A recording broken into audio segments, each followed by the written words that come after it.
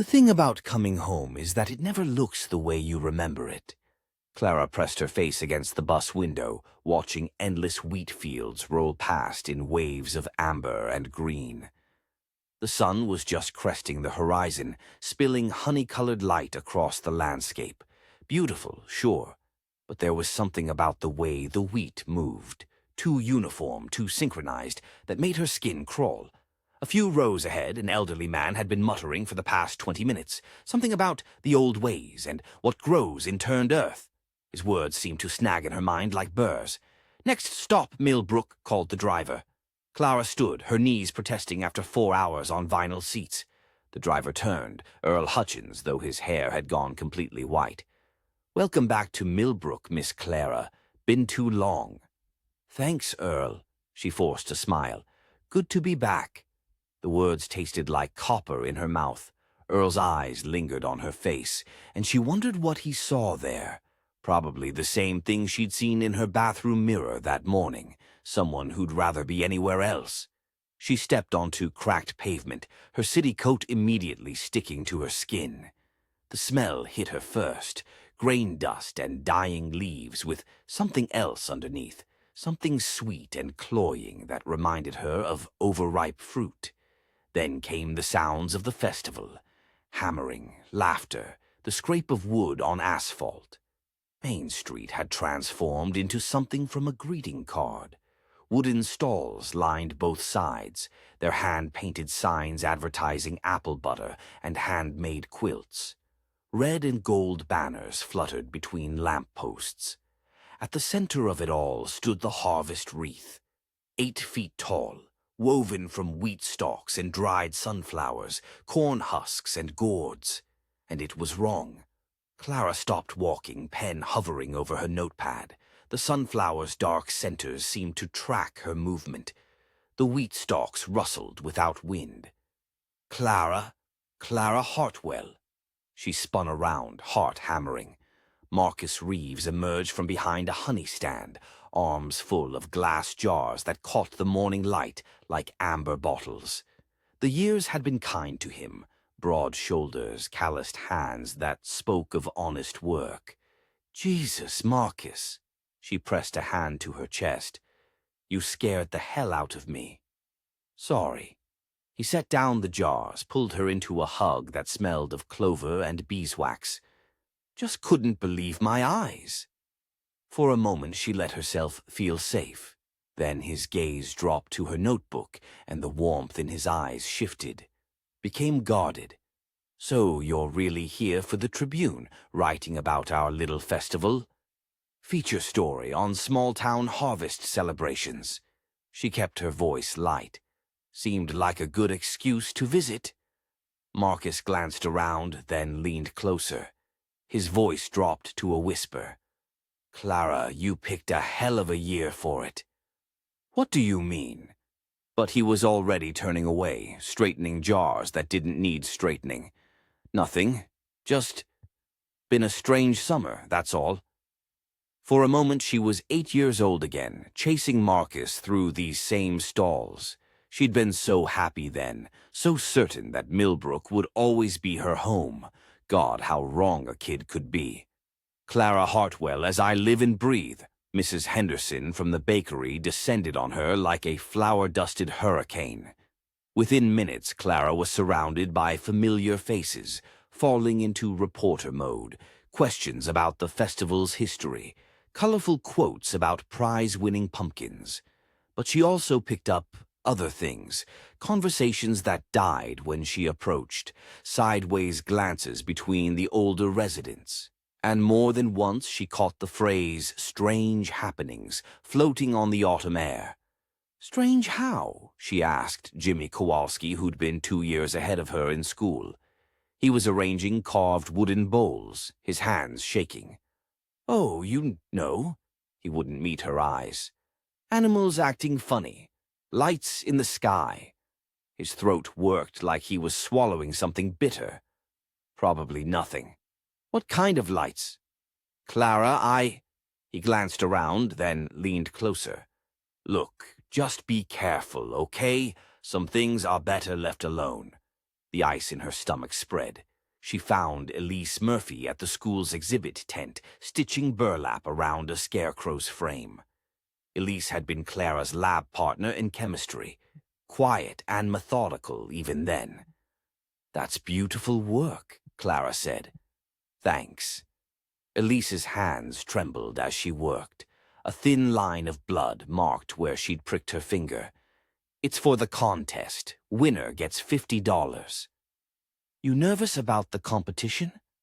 "No, not that." Elise's breath smelled like mint and fear. "You ever get the feeling something's watching you, even when you're alone?" Clara's pen stilled. "What kind of something?" "I don't know, but it's been getting stronger." Elise's voice dropped to a whisper. "Like it's getting closer. My dog won't go outside after dark anymore. Just sits by the door and whines."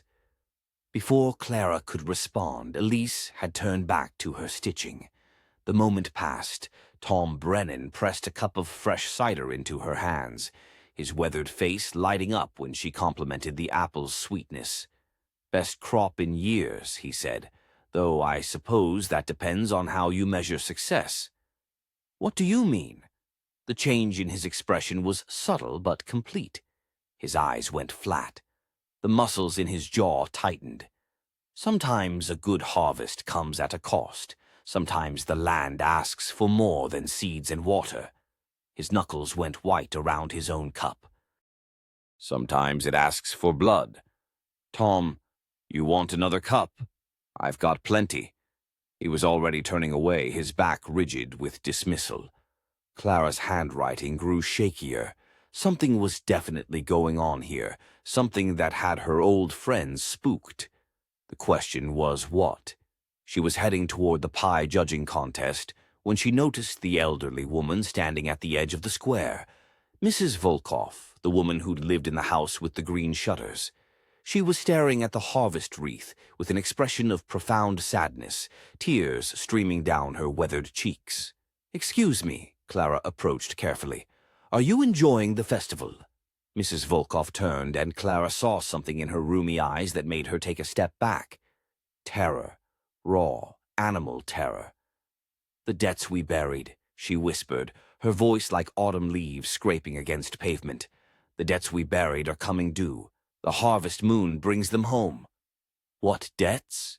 But the old woman was already hurrying away, her cane tapping against the pavement in a frantic rhythm. Something metallic clinked against the asphalt, a coin. The moment Clara's fingers closed around it, the world tilted.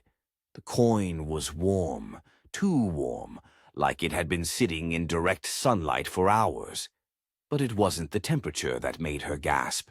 It was the symbols etched into its surface. They weren't quite letters, not exactly pictures either. They seemed to shift and writhe under her gaze, forming patterns that hurt to look at directly. Clara blinked hard. For a moment she could swear she heard something. Voices, maybe. Or singing. High and sweet and utterly wrong. She shoved the coin into her pocket and tried to forget the way it had felt alive in her palm. The rest of the afternoon passed in a haze of forced normalcy. She interviewed more vendors, sampled more food, dutifully recorded the festival's quaint charms. But the unease was growing stronger, like the empty lot on Maple Street. She remembered it being overgrown with weeds and rusted debris. Now it was cleared, the earth dark and turned as if someone had been preparing it for planting or construction. By evening, the festival had taken on a different character. Lanterns bobbed between the stalls like fireflies, and someone had built a bonfire in the center of the square. The flames leaped 20 feet into the air, sending sparks dancing into the darkening sky. Clara found herself caught up in the crowd around the fire. There was something primal about it, the way the flames painted everyone's faces in flickering gold, the rhythm of feet on packed earth as people began to dance. Someone had brought drums, and their steady beat seemed to sync with her heartbeat. She was jotting down impressions when she noticed the commotion near the harvest wreath. Two of the festival organizers, Bill Crawley and Janet Moore, were having what looked like a heated argument. Bill had his hands clenched into fists. Janet kept glancing around like she was afraid of being overheard. "Problem with the entertainment?" Clara asked, approaching them. Bill jumped like she'd hit him with a cattle prod. "No problem. Just working out some logistics." "Logistics, my ass." Janet's voice was tight with anger. She crossed her arms, her whole body radiating tension. "Bill thinks we should call it off. The whole thing." "Janet, for Christ's sake, she's from here, Bill." Janet's hands were shaking now. "She has a right to know what's happening in her own hometown." "Know what?" Clara's reporter instincts were screaming. Bill grabbed Janet's arm, his fingers digging into the flesh. "We're not discussing this here." "Let go of me." Janet yanked free, but Clara saw the fear in her eyes, pure, undiluted fear. "It's too late anyway. You know that." "Know what?" Clara repeated, but Bill was already walking away, his shoulders hunched like a man expecting a blow. Janet watched him go, then turned back to Clara. Her face had gone pale. "It's nothing, just... Be careful, Clara. Some things are better left alone." Clara watched them both disappear into the crowd, her mind racing. First the whispers about strange happenings, then the cryptic comments about debts and costs. Now this. Whatever was happening in Millbrook, it had everyone terrified. She made her way back to her childhood home, her mother's house, now empty except for the furniture, covered in dust sheets. The key was still hidden under the third flower pot. Inside, the house felt smaller than her memories. She climbed the stairs to her old bedroom, muscle memory guiding her through the darkness. Her mother had kept it exactly as she'd left it, band posters on the walls, her old typewriter on the desk by the window. Clara sat down and opened her notebook, switching on the antique lamp that had been her grandmother's. The warm light pooled across the pages as she began to write. September 15th, first day back in Millbrook. The festival is everything I expected on the surface. Harvest displays, local crafts, small town charm. But there's something else here, something that has everyone scared. Old friends who used to tell me everything are suddenly holding back. They keep mentioning strange happenings and debts coming due. Mrs. Volkov said something about the harvest moon bringing them home. Found a coin with symbols that made my skin crawl just looking at them. There's this feeling in the air, like the moment before a thunderstorm, when the pressure changes and you know something's coming. Her pen hesitated over the page. "I think I'm going to find out what that something is, whether I want to or not."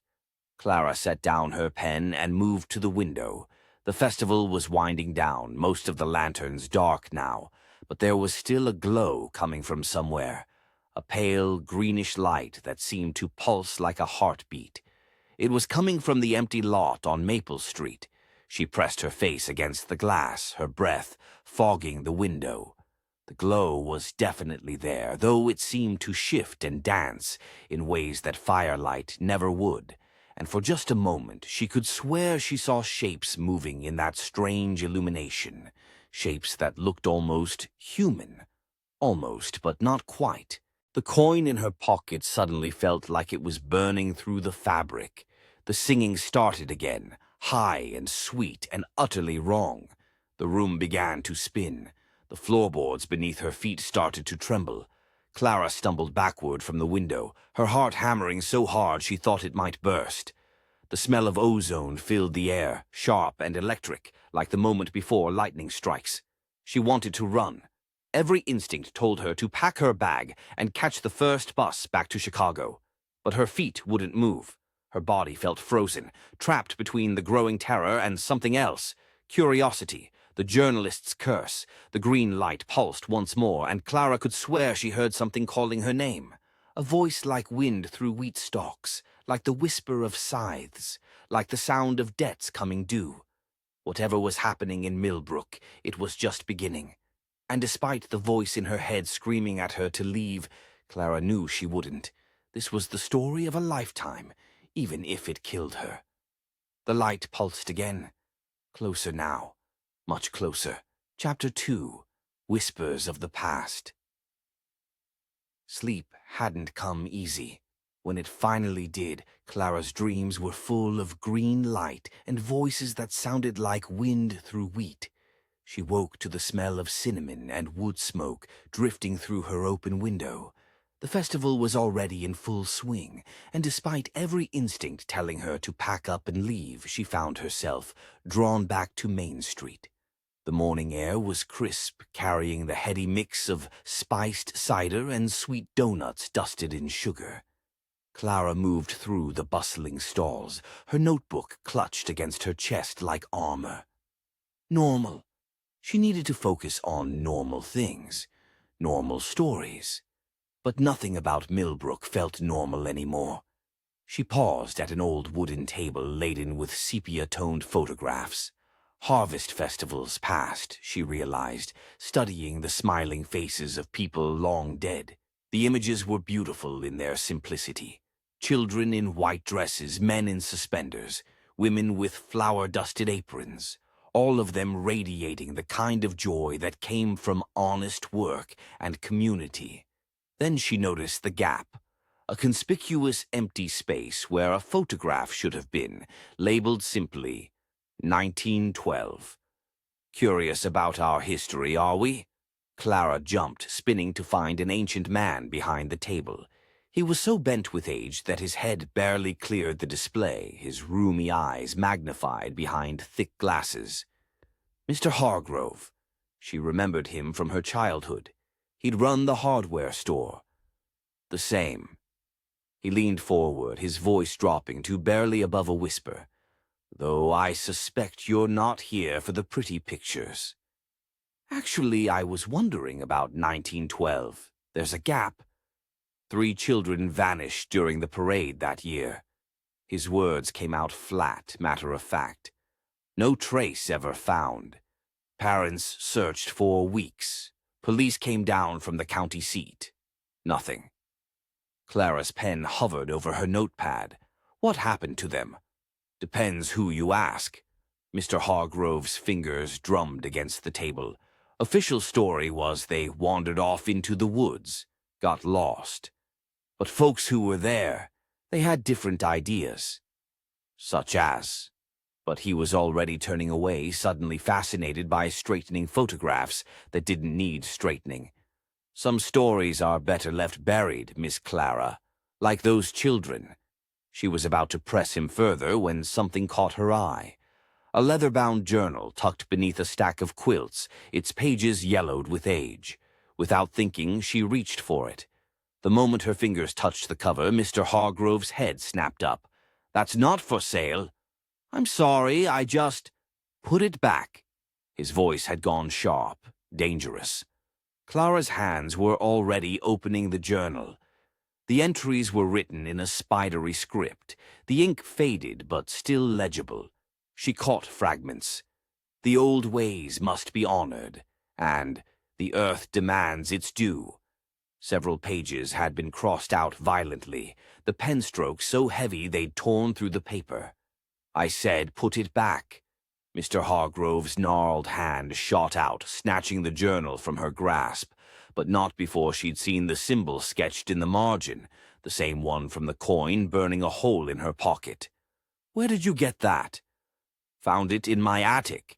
He clutched the journal to his chest, along with a lot of other things that should have stayed buried. Before Clara could respond, the sound of children's laughter rang out behind her. She turned to see a group of kids chasing each other through the corn maze, their voices bright and carefree. The sound should have been reassuring. Instead, it made her skin crawl. The children were running toward the overgrown lot on Maple Street, the same lot that had been mysteriously cleared. As they approached the edge of the property, their laughter died. All at once, as if someone had thrown a switch. They stopped running, just stood there staring at the empty ground. Then, as one, they turned and walked away in complete silence. Clara felt the ice in her stomach spread to her chest. "Mr. Hargrove." But the old man was already packing up his display, his movements frantic. "You should go home, Miss Clara, back to Chicago, tonight." "Why? What's happening here?" "The harvest moon's coming." He didn't look at her as he spoke. "And some debts can't be paid in money." Clara left him to his packing and headed towards the residential district. If the current generation wouldn't talk, maybe the previous one would. Mrs. Delaney had been her grandmother's best friend. If anyone would know the town's secrets, it would be her. The white Victorian on Elm Street looked exactly as Clara remembered it. Mrs. Delaney answered the door before she could knock, as if she'd been watching from the window. "Clara, dear." The elderly woman's smile was warm but strained. "I was wondering when you'd come by." "I hope you don't mind the intrusion. I was hoping we could talk about the festival, about the town's history." "Of course. Come in, come in."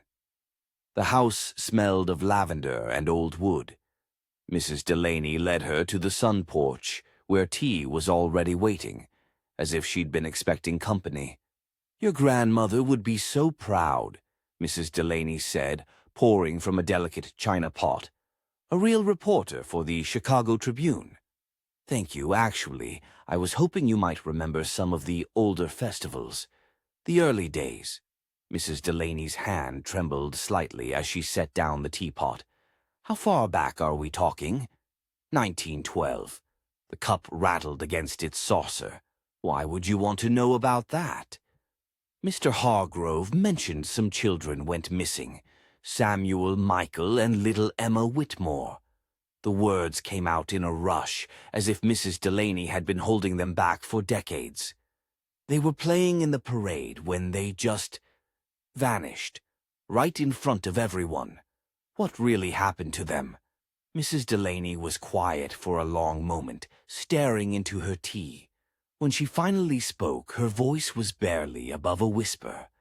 "The festival's founder, Jeremiah Underwood, he had ideas about the harvest, about what the earth required for prosperity." "What kind of ideas?" "He believed in the old ways, said the land had been sacred long before the first European settlers arrived, that the native tribes had made offerings to ensure good harvests." She shuddered. "He thought we should do the same." "Offerings? Blood, dear. He thought the earth demanded blood." Clara's pen stilled. "You think he took those children?" "I think Jeremiah Underwood was a madman who convinced half the town that their prosperity depended on his rituals." Mrs. Delaney's voice grew stronger. "And I think when those children disappeared, the truth died with them." "But he's long dead now, right? Underwood?" "Oh yes, he died in 1913, but his ideas—" She trailed off, reaching into a drawer. "He left behind instructions. Maps. This is one of them." She placed a yellowed piece of paper on the table. It was hand-drawn, showing the layout of the town with remarkable detail. In the center, behind where the granary used to stand, was a circle of stones. "What is this?" "The ritual site where he said the offerings had to be made." Mrs. Delaney's finger traced the circle. "The stones were pulled up and scattered after he died, but the ground remembers, Clara. The ground always remembers." Clara stared at the map, her mind racing. The empty lot on Maple Street. It was exactly where the circle should be. "Mrs. Delaney, I think someone's been clearing that lot, preparing it." "Then God help us all." The old woman's face had gone pale. "Because if they're planning to finish what Jeremiah started—" She didn't need to finish the sentence. Clara understood. She left Mrs. Delaney's house with the map folded in her pocket and a growing sense of dread. The afternoon sun felt too warm on her shoulders, and the cheerful sounds of the festival seemed to mock her fears. But she needed more evidence, more proof. The church was her next stop. Father O'Malley had been Millbrook's priest for over 30 years. If anyone would have records of the town's darker moments, it would be him. She found him in the vestibule, polishing the brass fixtures with mechanical precision. He looked up as she entered, and Clara saw something in his eyes that made her stomach clench. Relief, like he'd been waiting for her. "Miss Hartwell, I was hoping you'd come." "Father, I'm researching the history of the Harvest Festival. I was wondering if the church kept any records." "From 1912? He set down his polishing cloth. "I thought you might ask about that."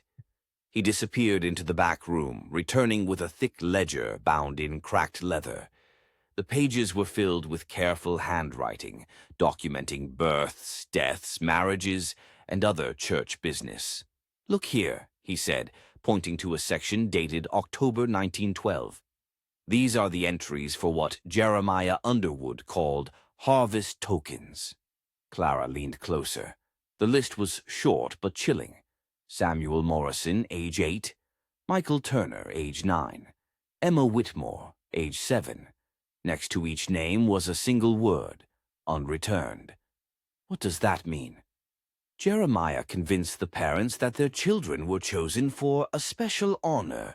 They were given tokens, medallions with symbols carved into them. They were supposed to return them after the ceremony. Father O'Malley's voice was tight. They never did. Clara's hand went instinctively to her pocket where the strange coin rested against her palm. "Father, what did these tokens look like?" "I wouldn't know, I wasn't born yet." He closed the ledger, but his eyes stayed locked on hers. "But I've heard descriptions, circular, made of some kind of metal that never tarnished, covered in symbols that hurt to look at." The coin in her pocket felt like it was burning. "Miss Hartwell, I need you to understand something."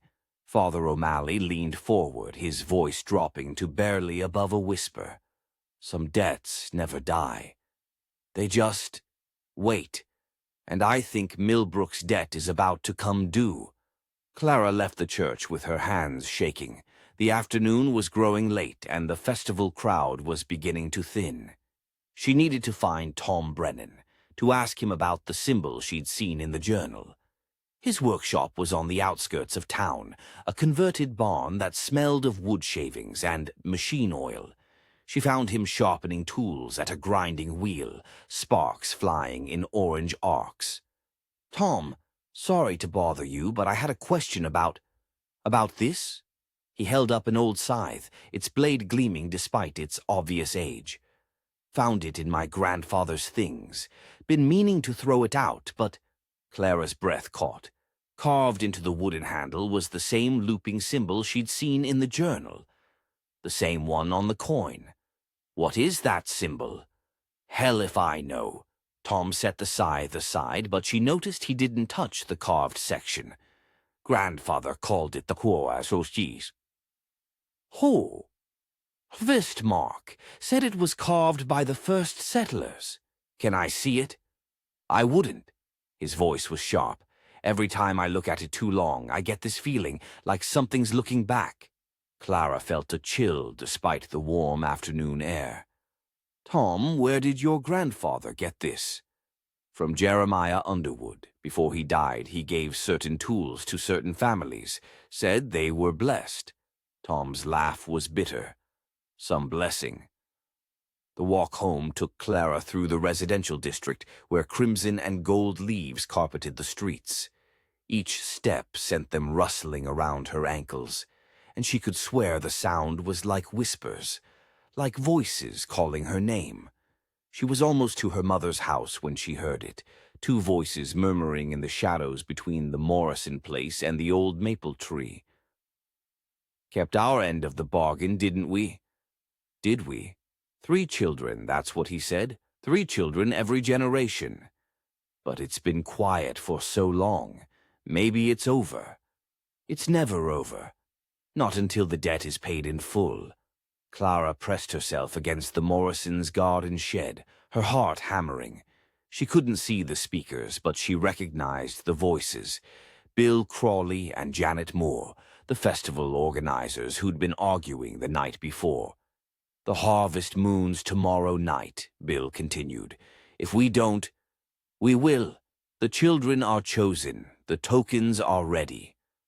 And if Hartwell keeps nosing around, then we handle her the same way we handled her grandmother.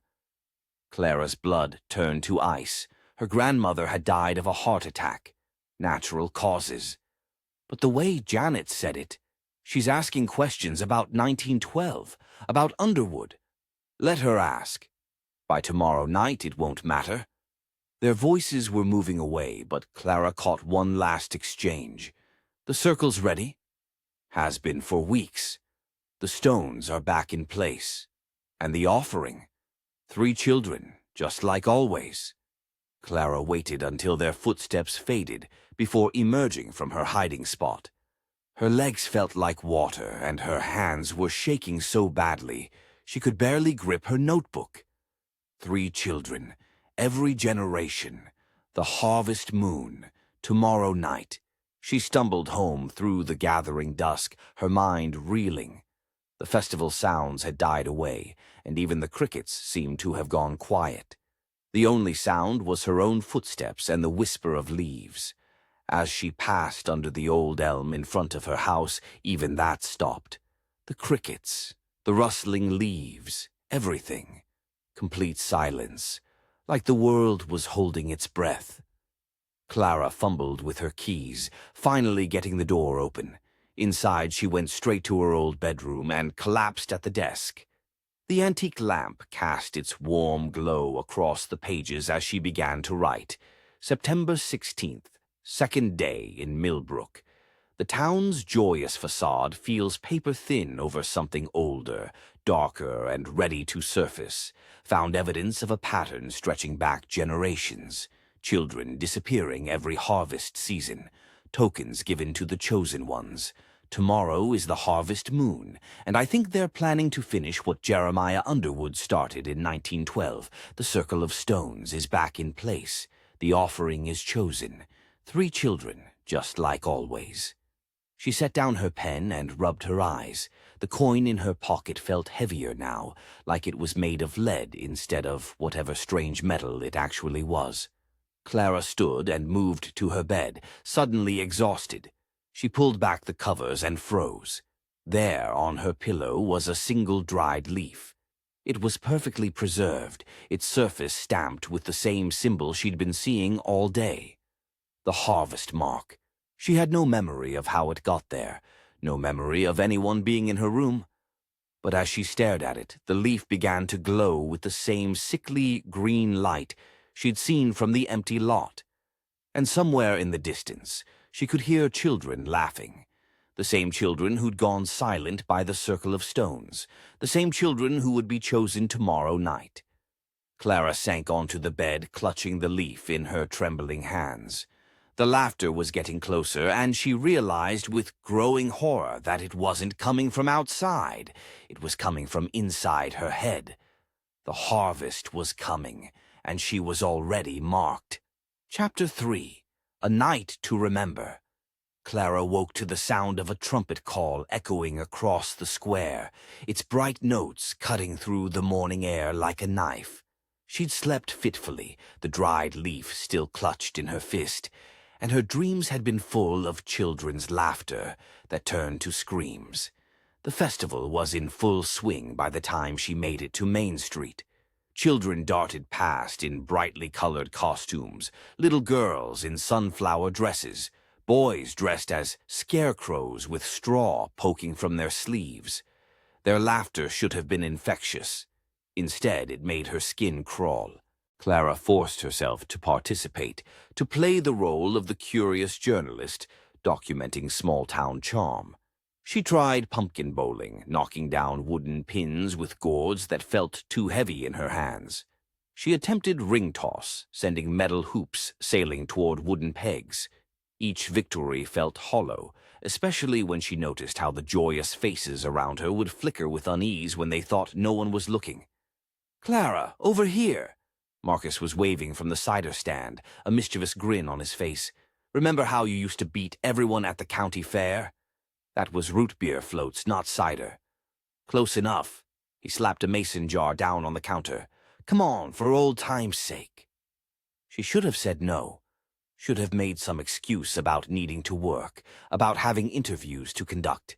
But there was something desperate in Marcus's eyes, like he was trying to hold on to normalcy just as hard as she was.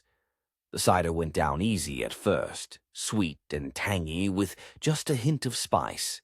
Marcus matched her glass for glass, but Clara had always had a good tolerance.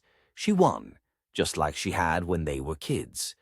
But the victory left a strange metallic aftertaste in her mouth, like she'd been sucking on pennies. "Still got it," Marcus said, but his smile didn't reach his eyes. "Just pace yourself tonight, okay?" Before she could ask what he meant, the sound of a fiddle cut through the air. The musician was an old man she didn't recognize, his weathered fingers dancing across the strings with practiced ease. The melody was beautiful, a traditional harvest reel that had probably been played at these festivals for generations. Then something went wrong. The notes warped, sliding from major to minor key without warning. The cheerful tune became something else entirely, mournful, haunting, wrong. Clara felt shivers run down her spine, and she noticed others in the crowd had stopped what they were doing to stare at the fiddler. But the old man kept playing, his eyes closed, lost in the music. Or maybe lost in something else entirely. "Come on," Marcus said, grabbing her hand. "Let's dance." A circle was forming around the maypole, not the traditional May Day version, but an autumn variant decorated with corn husks and dried wheat. The dancers moved in an intricate pattern, stepping and weaving around each other with practiced precision. Clara let herself be pulled into the circle, her feet finding the rhythm despite her unease. The ground beneath her felt strange, not quite solid, as if something was shifting in the earth below. With each step, she could swear she felt a pulse, like a giant heartbeat thrumming through the soil. Around her, the other dancers smiled and laughed, but their eyes remained distant, unfocused, like they were seeing something she couldn't. "Isn't this wonderful?" Elise appeared beside her, her face glowing with an almost feverish excitement, just like when we were children. Clara tried to smile back, but something was wrong with Elise's expression. She kept glancing over her shoulder toward the darkened edge of the field, her eyes distant and distracted. "Are you okay?"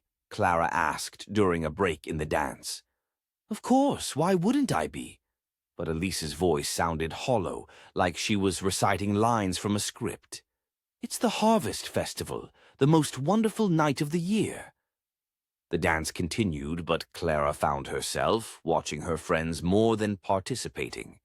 There was something off about all of them. The way they moved, the way they spoke, the way they kept looking toward the empty lot, where the circle of stones waited.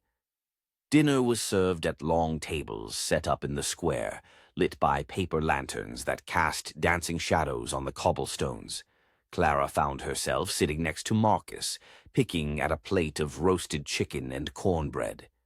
"You're not eating much," he said, pressing a piece of half-eaten cornbread into her hand. "Not that hungry, I guess." Marcus leaned closer, his voice dropping to a whisper. "Clara, listen to me. Whatever happens tonight, don't stay out too late. Go home, lock your doors." "Marcus, what's—" "Promise me." His grip on her wrist was tight enough to bruise. "Promise me you'll go home." Before she could respond, he was gone, melting back into the crowd like smoke. Clara tried to catch up with him, but the festival seemed to have taken on a life of its own. The crowd moved in strange patterns, flowing and ebbing like a tide. She found herself swept along, unable to fight the current. She passed Tom's stall, where he was standing motionless, staring into the gathering dusk. His tools lay forgotten on the table, and his hands were clenched into fists. "Tom," she called out, "what's wrong?" He turned to look at her, and for a moment she saw something in his eyes that made her blood run cold. Fear. Pure, undiluted terror. "Nothing," he said, but his voice was flat, emotionless. just watching for the moon. He turned away, dismissing her, and Clara felt the ice in her stomach spread to her chest. The booth selling autumn lore was tucked between the quilting display and the honey stand. Clara had been avoiding it all day, but something drew her there now. The proprietor was an elderly woman she didn't recognize, Miss Marlowe, according to the hand-painted sign. The woman looked up as Clara approached, and their eyes met across the table of trinkets and books. The old woman's gaze was silent, inscrutable, and Clara felt like she was being measured, weighed, found wanting. Without a word, Miss Marlowe slipped back into the shadows behind her booth, leaving Clara alone with her racing heart and the growing certainty that everyone in Millbrook was part of something she didn't understand. The twilight deepened, and the paper lanterns began to flicker in the growing wind. Clara pulled her jacket tighter, surprised by how cold it had gotten. The temperature had dropped at least 20 degrees in the past hour. Then the wind hit. It came from nowhere, a sudden gust that extinguished half the lanterns in the square. The crowd gasped as one, a collective intake of breath that sounded almost like a prayer. Or a scream. Clara felt the wind tug at her hair, and for a moment she could swear she heard something in it. A voice, her name. Clara, soft, urgent, like someone calling her from a great distance. She spun around, looking for the source, but no one else seemed to have heard it. The crowd was already moving again, relighting lanterns and resuming their conversations as if nothing had happened. But Clara knew better. She'd heard her name in that wind, and it hadn't been human. "Clara, there you are." Elise appeared at her elbow, her face pale in the renewed lantern light. "We've been looking for you." "We?" "Marcus and Tom and I. We're going to watch the moonrise from the field. Want to come?" Clara looked around and realized her friends were indeed moving away from the square, drifting toward the edge of the field like leaves caught in a current. Their movements were too synchronized, too purposeful. "I think I'll stay here," she said. "Are you sure?" Elise's smile was bright, but her eyes were empty. "It's tradition. We always watch the moonrise together." "Since when?" "Since forever." Elise's voice had taken on that same hollow quality Clara had noticed during the dance. "It's what we do, what we've always done." Clara wanted to argue, to point out that they'd never done anything like this before, but the words died in her throat when she saw the look in Elise's eyes. There was nothing there. No recognition, no warmth, no trace of the girl Clara had grown up with. "I'll catch up," Clara lied. "Okay." Elise's smile never wavered. "See you there." She drifted away, and Clara watched her disappear into the crowd. One by one, her friends were leaving her behind, drawn toward the edge of the field as if by an invisible thread. The full moon began to rise over the tree line, its silver light slanting through the colored banners and turning faces pale. Clara had never seen it look so large, so bright. It seemed to fill the entire sky, casting everything in stark black and white. As the moonlight grew stronger, Clara noticed something else. The shadows on the ground were wrong. They stretched in directions that didn't match the moon's position, reaching toward the maypole with grasping fingers. And they were moving independently of the people who should have been casting them. Long, dark shapes slithered across the cobblestones, stretching unnaturally toward the center of the square. Clara looked around for their sources, but the shadows didn't match any nearby bodies. They seemed to be reaching up from the ground itself, like something buried was trying to claw its way to the surface. The crowd was thinning now, most of the festival-goers heading home or drifting toward the field. Clara found herself increasingly alone, standing under that ghostly moonlight as the shadows danced around her feet. She looked toward the field and saw them, her friends, walking in single file toward the empty lot. Their movements were mechanical, puppet-like, and they never looked back. "Marcus," she called out. "Elise." But they didn't turn, didn't acknowledge her. They just kept walking, disappearing into the corn rows that bordered the lot. Clara stood there, heart pounding, watching them go. The festival sounds had died away, leaving only the whisper of wind through the wheat and the distant echo of children's laughter. The same laughter that had haunted her dreams, the same laughter that would haunt her forever. She was alone now, truly alone, and the harvest moon was rising higher. Soon it would be directly overhead, and whatever was supposed to happen in that circle of stones would begin. Clara thought about Marcus's warning, about going home and locking her doors, about catching the first bus back to Chicago and never looking back. But she was a journalist, and this was the story of a lifetime, even if it killed her, even if it killed everyone. The moon reached its zenith, and from the direction of the empty lot, she heard a sound that made her blood run cold. Children screaming, and then abruptly, silence. The harvest had begun. Chapter 4. The First Disappearance. The lanterns swayed in the evening breeze, their warm light flickering across children's faces as they lined up for the final festival games. Clara watched them from her position by the dunking booth, their laughter bright and innocent in the gathering dusk.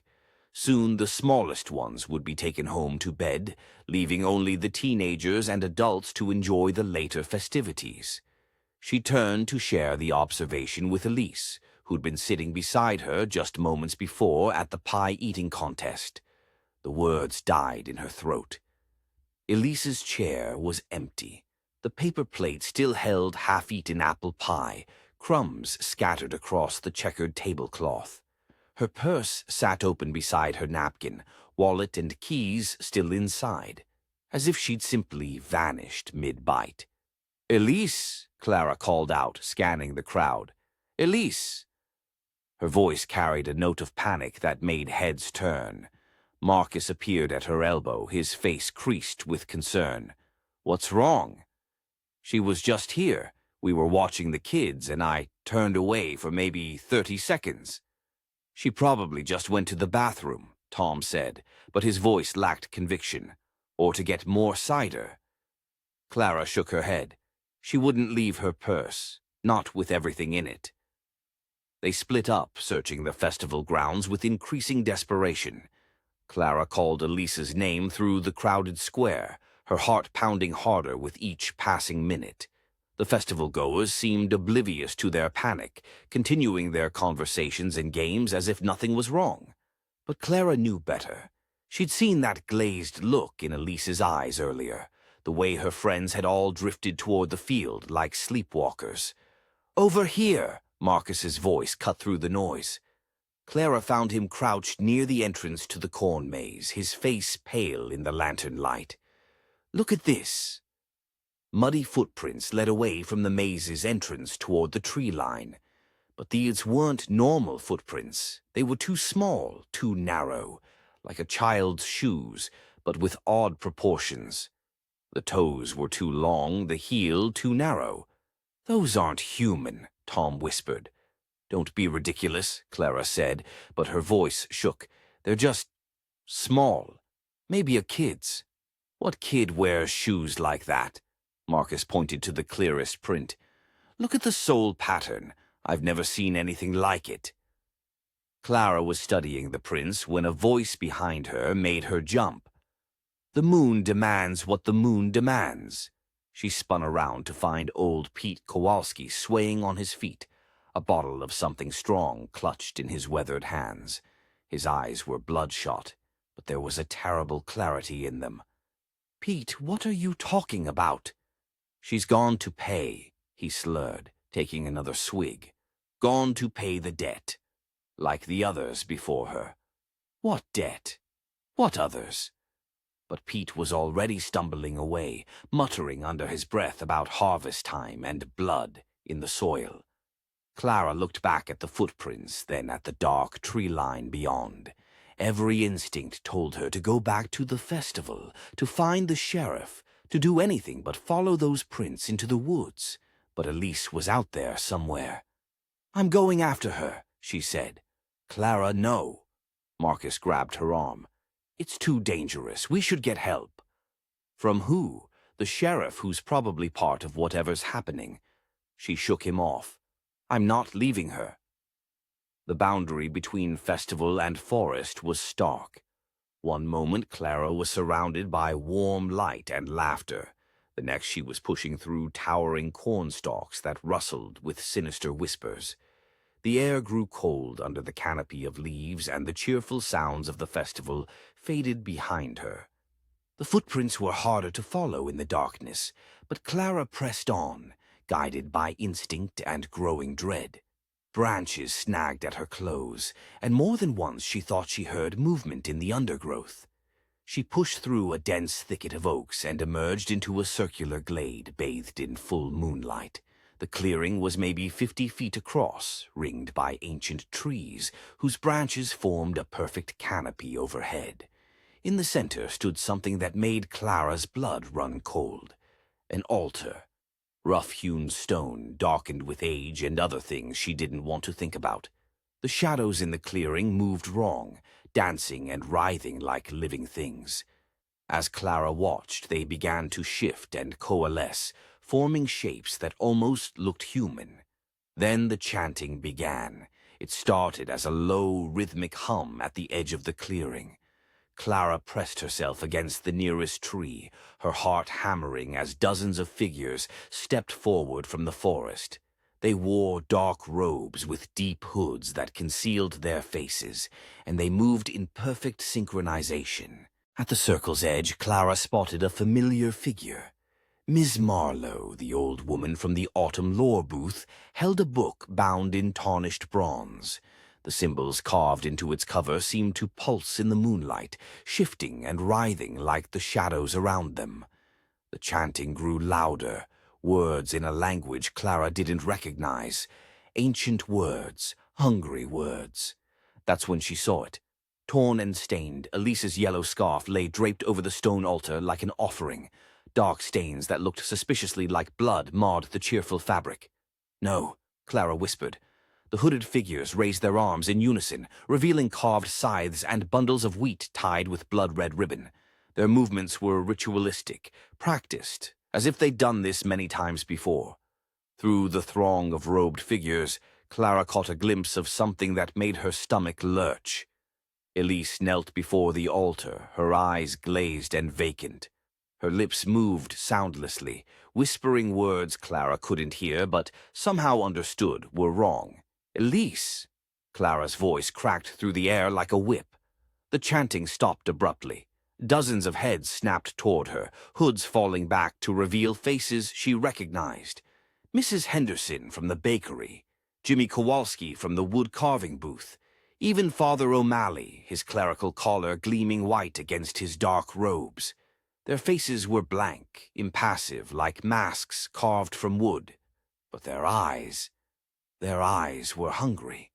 Clara stumbled forward, desperate to reach her friend. "Elise, we have to go, now!" But before she could take more than a few steps, the wind began to rise. Not a natural wind, this was something else, something that smelled of turned earth and ancient things. It whipped through the clearing with supernatural force, extinguishing the moon's light and plunging everything into darkness. When Clara could see again, the hooded figures were gone. And so was Elise. The altar stood empty except for the torn scarf, which fluttered in the dying wind like a flag of surrender. The clearing was silent now, peaceful even, as if nothing had happened. But Clara knew better. She'd seen her friend's glazed eyes, heard the hungry chanting, felt the wrongness in the air. She knelt beside the altar, her hands shaking as she picked up Elise's scarf. The fabric was cold to the touch, and the stains were definitely blood. "I'll find you," she whispered to the empty air. "I'll find you, and I'll bring you home." The moon emerged from behind a cloud, casting its silver light across the clearing. Clara looked up at it, this harvest moon that seemed to mock her with its brightness. "I don't know what you want," she said, her voice growing stronger. "But I'm going to stop you." Whatever it takes." The wind picked up again, carrying with it the faint echo of children's laughter. But this time Clara didn't run. She stood her ground, clutching Elise's scarf to her chest, and made a promise under that ghostly moon. She would uncover the festival's true price, even if it killed her, even if it killed them all. The harvest moon reached its zenith, and somewhere in the distance, Clara heard the sound of a church bell tolling midnight. The first disappearance was complete, but it wouldn't be the last. Chapter 5: Unearthing Secrets. Clara didn't sleep. How could she, with Elise's torn scarf still clutched in her hands and the image of those hungry eyes burned into her memory? She'd spent the night pacing her childhood bedroom, trying to make sense of what she'd witnessed in the clearing. By dawn, she'd made a decision. If the answers weren't coming to her, she'd have to go find them. The Underwood estate sat at the end of Maple Street like a rotten tooth, its windows boarded and ivy strangling the facade. Clara had walked past it countless times as a child, always crossing to the other side of the street. Now she understood why. The wrought iron gate hung open, its hinges screaming in protest as she pushed through. Weeds choked the front walk, and the porch sagged under the weight of decades of neglect. But it was the house itself that made her skin crawl. 2 stories of Victorian Gothic architecture that seemed to lean inward, as if the building was trying to collapse in on itself. The front door was locked, but Clara had expected that. She circled the house until she found what she was looking for, a cellar door whose padlock had long since rusted away. The basement was a maze of stone walls and rotting wooden beams. Clara used her phone's flashlight to navigate the debris, following a narrow staircase that led to the main floor. The house smelled of mildew and something else, something sweet and cloying that reminded her of the festival.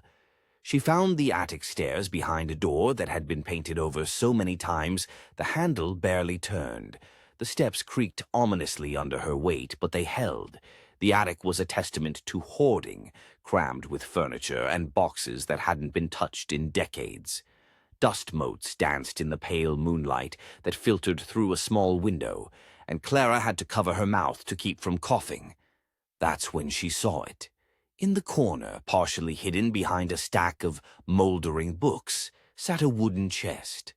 The brass nameplate was tarnished, but still legible. Mercer Papers, 1912. Clara's heart hammered as she approached. Jonathan Mercer. She'd seen that name in the church records. He'd been one of Jeremiah Underwood's inner circle, one of the men who'd helped establish the festival. The chest was locked, but Clara had expected that too. She began searching through the nearby boxes, pushing aside moth-eaten coats and yellowed photographs. Her fingers closed around something cold and metallic, a small iron key. It fit the chest's lock perfectly, turning with a click that seemed to echo through the dusty air. Inside, Clara found stacks of papers, photographs, and at the very bottom, a leather-bound journal. Its seal was cracked and brittle, as if it had been opened and closed many times over the years. Clara carried the journal to the small window, where the moonlight would give her enough illumination to read. The first page was dated 1874, written in a spidery script that was difficult to make out. "The harvest covenant has been sealed," it began. "What we do for the prosperity of all. The earth must be fed with blood, lest it turn barren and cold." Clara's hands trembled as she turned the page. The next entry was longer, more detailed. Jeremiah speaks of the old ways, of rituals practiced by the native tribes who once called this land home. They understood what we are only beginning to learn, that the earth is a living thing and living things must eat. The harvest festival is but a pleasant mask for older, darker purposes. The journal was filled with similar entries, each one more disturbing than the last. But it was the illustrations that made Clara's blood run cold. Fold-out sketches revealed hooded figures circling a blood-stained altar carved from fieldstone. The drawings were incredibly detailed, showing the exact positions of the participants, the symbols carved into the stone, even the phases of the moon under which the rituals took place. It was the same clearing Clara had found, the same altar where Elise's scarf had been left. As she read on, Clara found lists of names, townsfolk who had vanished over the years and were never mourned. Each name was followed by a date and a brief note about the weather conditions and crop yields that followed. Samuel Morrison, age 8, October 15th, 1874. The wheat harvest doubled that year. Catherine Wells, age 12, October 20th, 1881. The corn grew taller than any man could remember. Michael Turner, age 9, October 13th, 1888. The apple orchards bore fruit well into December. The marginal notes were even more disturbing. Jonathan Mercer had kept meticulous records of the town's prosperity, boasting of golden harvests and unbroken bounty in exchange for the sacrifices. "We have learned the secret of plenty," one entry read. "The earth drinks deep, and in return it gives us life. The children are but seeds planted in blood and watered with tears." Clara's fingertips smudged a dark stain on one of the pages. In the dim light, it glimmered crimson. She flipped ahead, looking for more recent entries. The handwriting changed as different people had taken over the journal's maintenance. Some entries were in careful script, others in hasty scrawl. But the message remained the same. The town's prosperity came at a price, and that price was paid in blood. Near the back of the journal, Clara found a hand-drawn map. It showed the layout of the town in remarkable detail, with the festival grounds clearly marked. But it was the area behind the old granary that caught her attention. A circle of stones drawn in heavy black ink, surrounded by symbols that hurt to look at directly. The very clearing where she'd found Elise's scarf. Clara was about to close the journal when she noticed something that made her heart stop. The final entries were written in a different hand, cleaner, more modern, and the dates were recent. October 12th, 2023. The 3 have been chosen. The blood debt will be paid. Below that, in the same contemporary handwriting, were 3 names that made Clara's breath catch in her throat. Elise Murphy, Tom Brennan, Marcus Reeves. "No," she whispered, staring at the page. "No, no, no." Her hands shook as she read the final entry, scrawled in what looked like desperate haste. The cycle must continue. The earth grows hungry, and the harvest moon approaches. 3 for the prosperity of all. 3 for the covenant. 3 for the blood. But it was the very last line that made Clara's blood run cold. "Break the cycle or drown in blood." The words were underlined 3 times, as if the writer had been trying to emphasize their importance. Or maybe they'd been trying to warn someone like her. Clara clutched the journal to her chest, her mind racing. Elise was already gone, taken to that clearing in the woods. But Tom and Marcus were still out there, still marked for sacrifice. She had to find them, had to warn them. That's when she heard it. A crash from somewhere downstairs, followed by the sound of heavy footsteps on the wooden floors. The attic door, which Clara had left open, suddenly slammed shut with a bang that echoed through the house. Clara's heart hammered as she heard the footsteps climbing the stairs. Slow, deliberate, like whoever was down there had all the time in the world. She looked around the attic frantically, searching for another way out. The small window was too narrow to squeeze through, and the only other exit was the door that had just slammed shut. The footsteps reached the top of the stairs. The doorknob rattled. Clara pressed herself against the far wall, clutching the journal to her chest. By the flicker of her phone's flashlight, she made a silent vow. She would expose the ritual. She would save her friends. She would break the cycle that had held Millbrook in its grip for over a century. Even if it meant confronting the town's darkest secret. Even if it meant facing whatever was trying to get into the attic. The doorknob stopped rattling. The footsteps retreated. But Clara knew it wasn't over. They knew she was here. They knew she'd found the journal, and they would be coming for her. The harvest moon was tomorrow night, and the blood debt was about to be paid. Unless she stopped it first. Clara waited in the darkness, listening to the silence, and planned her next move. The cycle would be broken, no matter what it cost. Chapter 6. Racing Against Time. Clara hadn't slept. She'd spent the night in the Underwood attic, listening to the house settle around her, clutching Mercer's journal like a lifeline. By dawn, she'd made her decision. She found Tom and Marcus on her grandmother's porch, both looking haggard and hollow-eyed. They'd been searching for Elise all night, she realized, searching for their friend who was already gone. "We need to talk," Clara said, thrusting the journal into Tom's hands. "All of us. Now." Marcus looked up from his coffee cup, his eyes bloodshot. "Clara, if this is about your conspiracy theories, read it." Her voice was sharp enough to cut glass. "Page 43. The list of names." Tom opened the journal, his weathered fingers careful with the brittle pages. Marcus leaned over his shoulder, and Clara watched their faces change as they read. Skepticism gave way to confusion, then to something that looked like fear. This is a joke, right?" Marcus's voice was barely above a whisper. "Some kind of sick prank?" "You're chasing ghosts," Tom said, but his voice lacked conviction. "These are just old stories, superstitions." "Then explain Elise." Clara's words hung in the morning air like a challenge. "Explain why she vanished right after I found her in that clearing, kneeling in front of an altar with her eyes rolled back in her head." Marcus stood up so fast his chair toppled over. "What are you talking about?" Clara told them everything. The ritual in the clearing, the hooded figures, the chanting. The way Elise had knelt before the altar like she was in a trance, whispering words in a language that didn't sound human. "She was saying something," Clara continued, her voice growing stronger. "It sounded like she was reciting something. Harvest moon brings harvest home. Blood feeds the hungry earth. 3 for the covenant, 3 for the soil."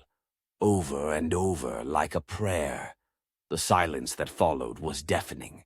Tom's hands shook as he turned the pages of the journal, and Marcus sank back into his chair like the strength had gone out of his legs. "We have to stop this," Clara said.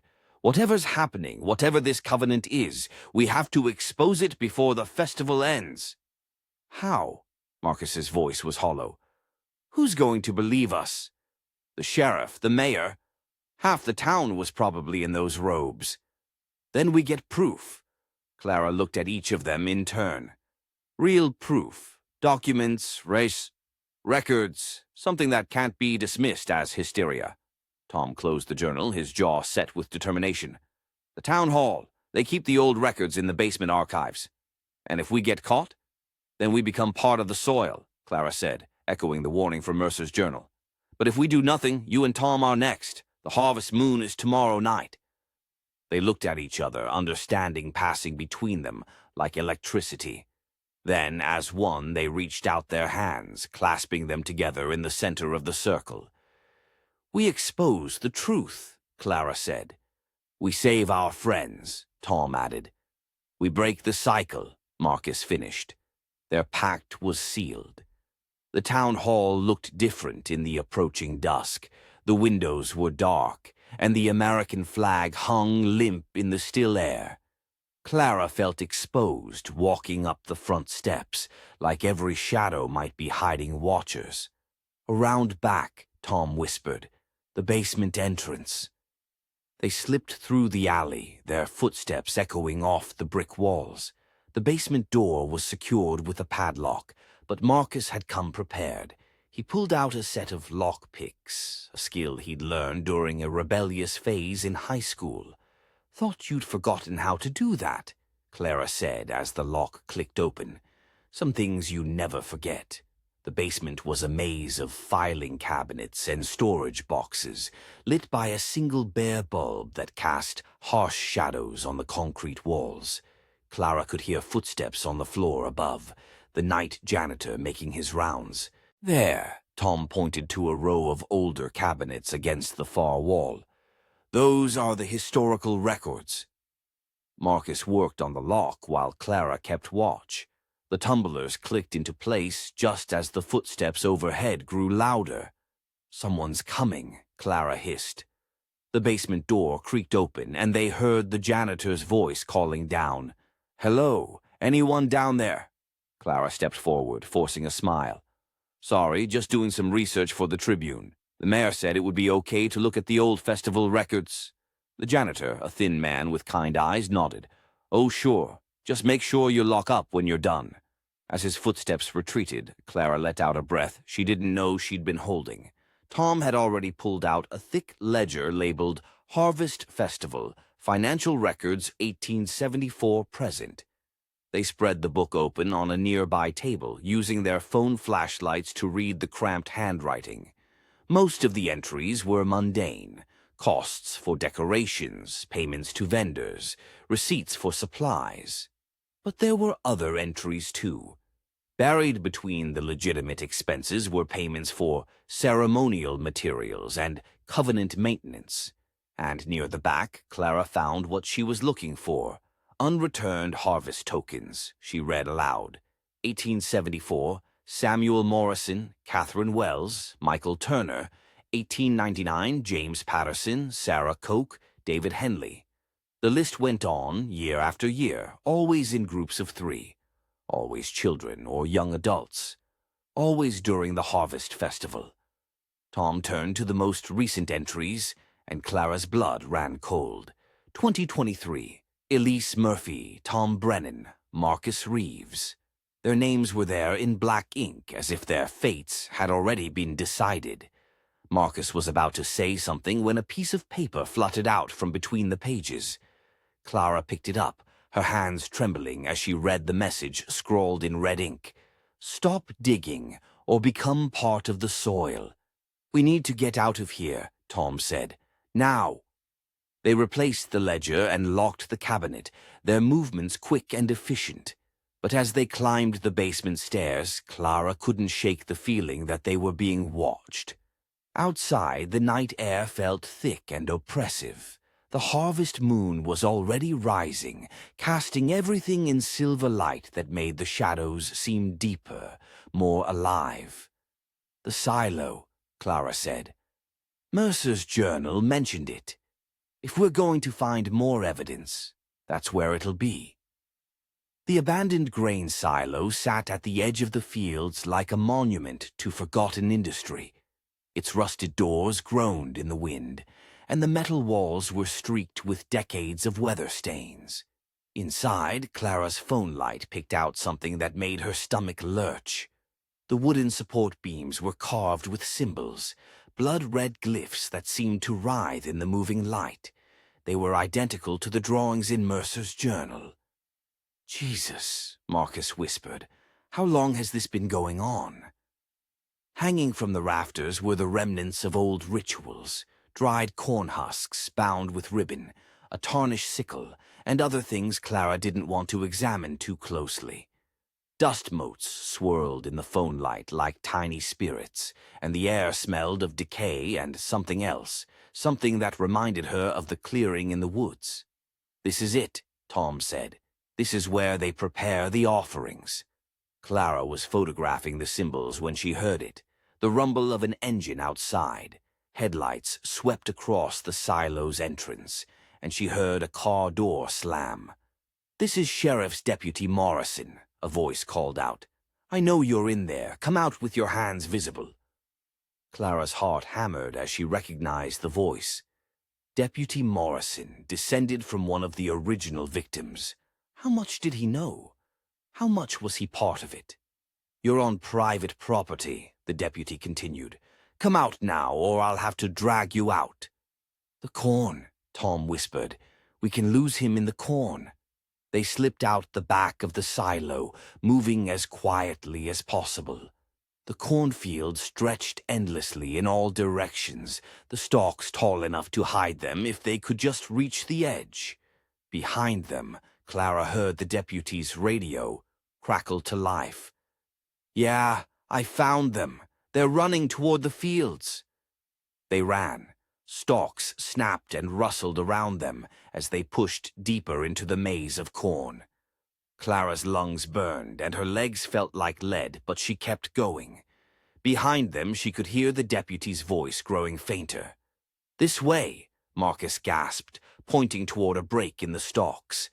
They emerged onto a dirt road, breathing hard and covered in leaves. Clara's childhood home was just visible in the distance, its windows dark and welcoming. "My attic," she said. "We can plan there." Back in the dusty space under the eaves, they spread out everything they'd found. Mercer's journal, the photos from the silo, the names from the ledger.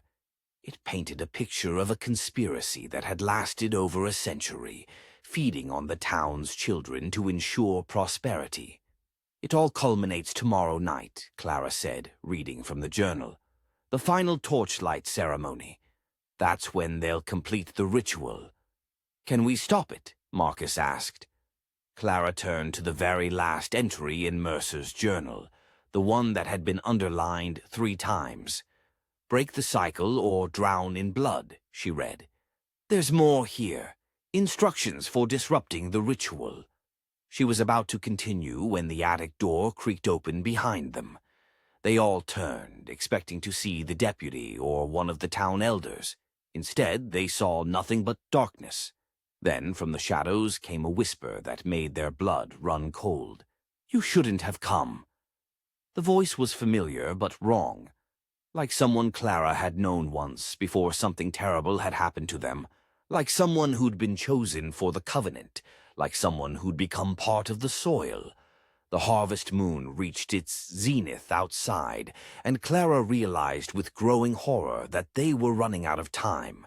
The final ceremony was tomorrow night, and something that should have been dead was standing in her doorway. Chapter 7. The Ritual. Clara crept through the cornrows like a ghost, the full moon casting skeletal shadows that seemed to reach for her with grasping fingers. Every step felt too loud, every breath too sharp in the oppressive silence. Behind her, Tom and Marcus followed at a distance. They'd agreed to spread out to approach the ritual site from different angles. The plan was simple: document everything, get proof, and stop the ceremony before it could be completed. But as Clara pushed through the final row of corn and saw the clearing ahead, she realized they might already be too late. She scrambled up a low hill that overlooked the glade, pulling out the binoculars she'd borrowed from her father's old hunting gear. The ancient stones were back in place, forming a perfect circle around the blood-dark altar, and they were no longer empty. Hooded figures converged in absolute silence, their robes whispering against the grass like dry leaves. Clara counted at least 30 of them, maybe more, all moving with the same eerie synchronization she'd witnessed before. Their faces were hidden beneath deep cowls, but she recognized the shapes, the way Mrs. Henderson walked with her slight limp, the way Father O'Malley held his shoulders. At the center of it all, Miss Marlowe appeared as if materializing from the shadows themselves. She held the tarnished bronze book aloft, and its pages seemed to glow with their own pale light. The symbols on the cover writhed and twisted, forming patterns that hurt to look at directly. The chanting began. It started as a low, rhythmic hum that seemed to rise from the earth itself. Clara felt the words vibrate through her bones, even though she couldn't understand them. The language was old, older than English, older than any tongue that should have been spoken in this place. Clara focused her binoculars on the altar and felt her stomach lurch. Scythes and sickles lay arranged in precise patterns, their blades dark with rust and something fresher, something that gleamed wet in the moonlight. Torches flared to life around the circle, their flickering flames revealing masked faces turned toward the center. Not the simple hoods Clara had expected, but elaborate masks carved from wood and bone, depicting twisted visages that seemed to shift and change in the dancing light. With shaking hands, Clara pulled out her digital recorder and powered it on. The device felt pathetically small in her grip, but it was all she had. She had to capture this, had to get proof that couldn't be dismissed or explained away. The chanting grew louder, more insistent. Miss Marlowe raised her arms, and the crowd responded as one, their voices joining in harmonies that shouldn't have been possible for human throats. Clara watched in horror as a crimson ribbon was tied around a sheaf of wheat, then passed from hand to hand around the circle. Each person held it briefly, whispering something over it before passing it on. When it completed its circuit, the wheat was draped over the altar like a funeral shroud. That's when Clara noticed movement in her peripheral vision. A figure crouched just beyond the torchlight, watching her as much as she was watching the ritual. The shape was too distant to make out clearly, but something about it seemed familiar. She swung her binoculars back to the crowd, scanning the hooded figures more carefully. Most were adults, but there were younger shapes among them. Children, maybe, or teenagers. One figure in particular caught her attention, slightly built, with strands of dark hair escaping from beneath the hood. Hair that looked exactly like Elise's. Clara's heart hammered as she focused on the figure. It was Elise, she was sure of it. But something was wrong with the way she stood, the way she moved. She swayed slightly, like someone in a trance, and when she occasionally lifted her head, Clara caught a glimpse of eyes that reflected the firelight like an animal's. The chanting quickened, and Clara felt the air grow electric. The ground beneath her feet began to thrum with a rhythm that matched the words being spoken. It was like lying on top of a massive heart, feeling it beat through the earth itself. That's when her foot slipped. A loose stone dislodged from the hillside, clattering down the slope with a sound like breaking glass. Clara froze, but it was too late.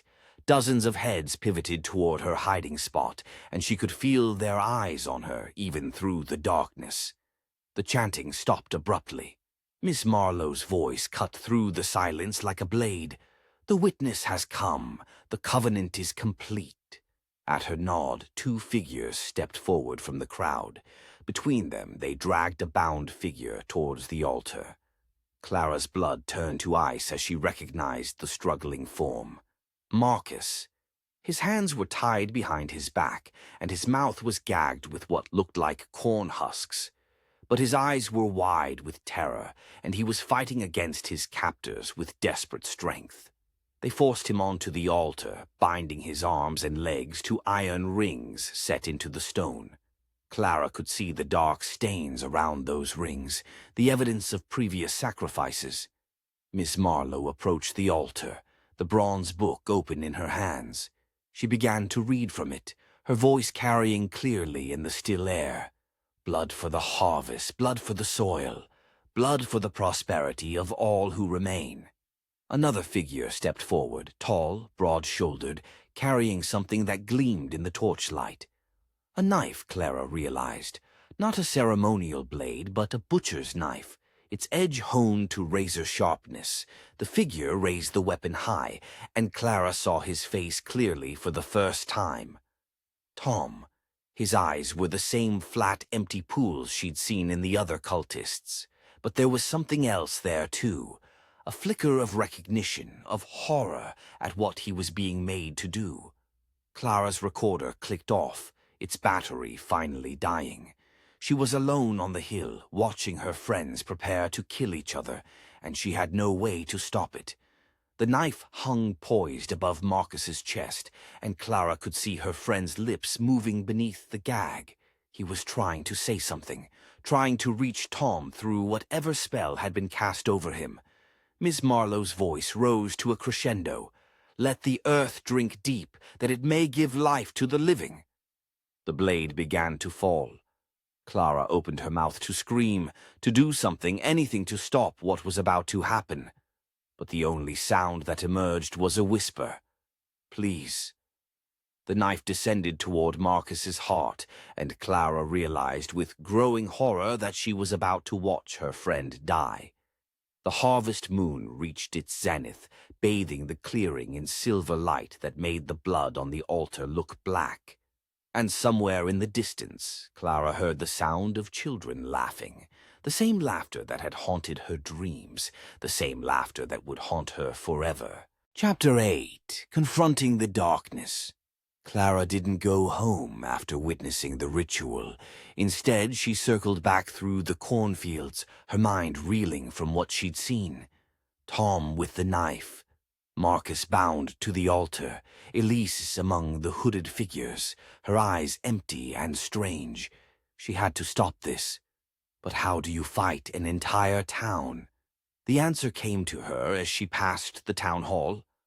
Light flickered in the basement windows, not the harsh fluorescent bulbs, but the warm glow of oil lamps. A meeting was in progress, and Clara had a feeling she knew what they were discussing.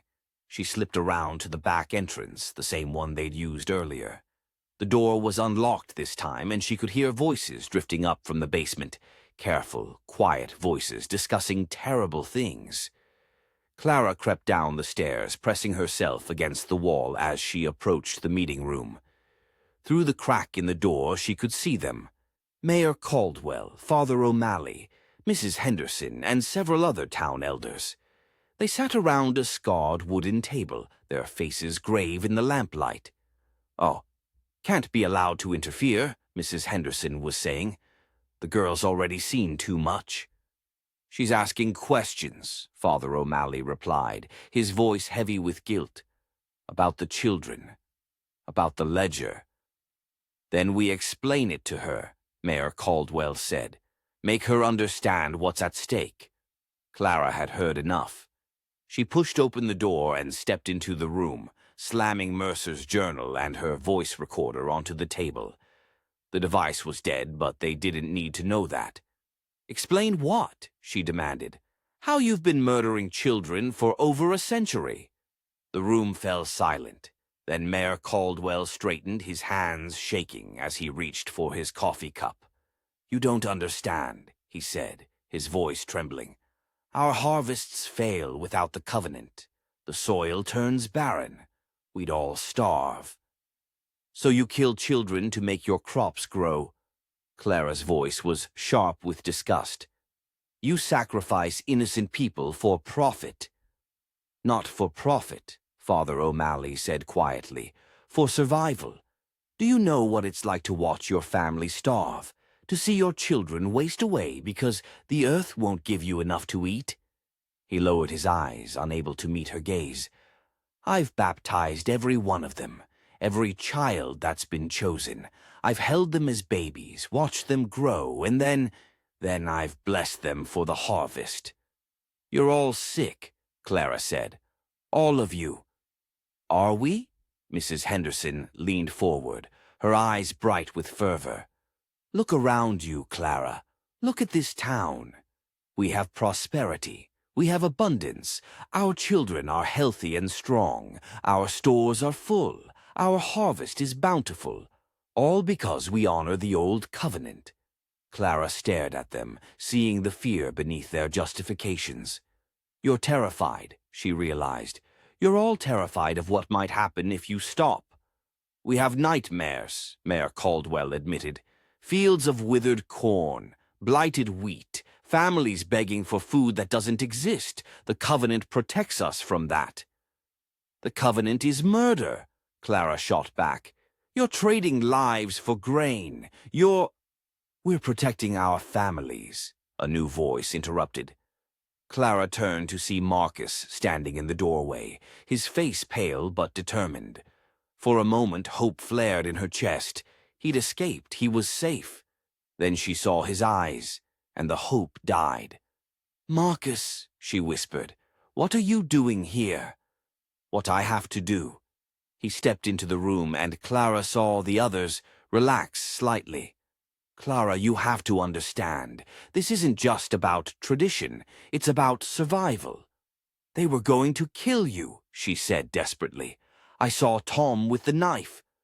Tom was chosen to be the harvester, yes, but I wasn't going to die. Marcus's voice was hollow.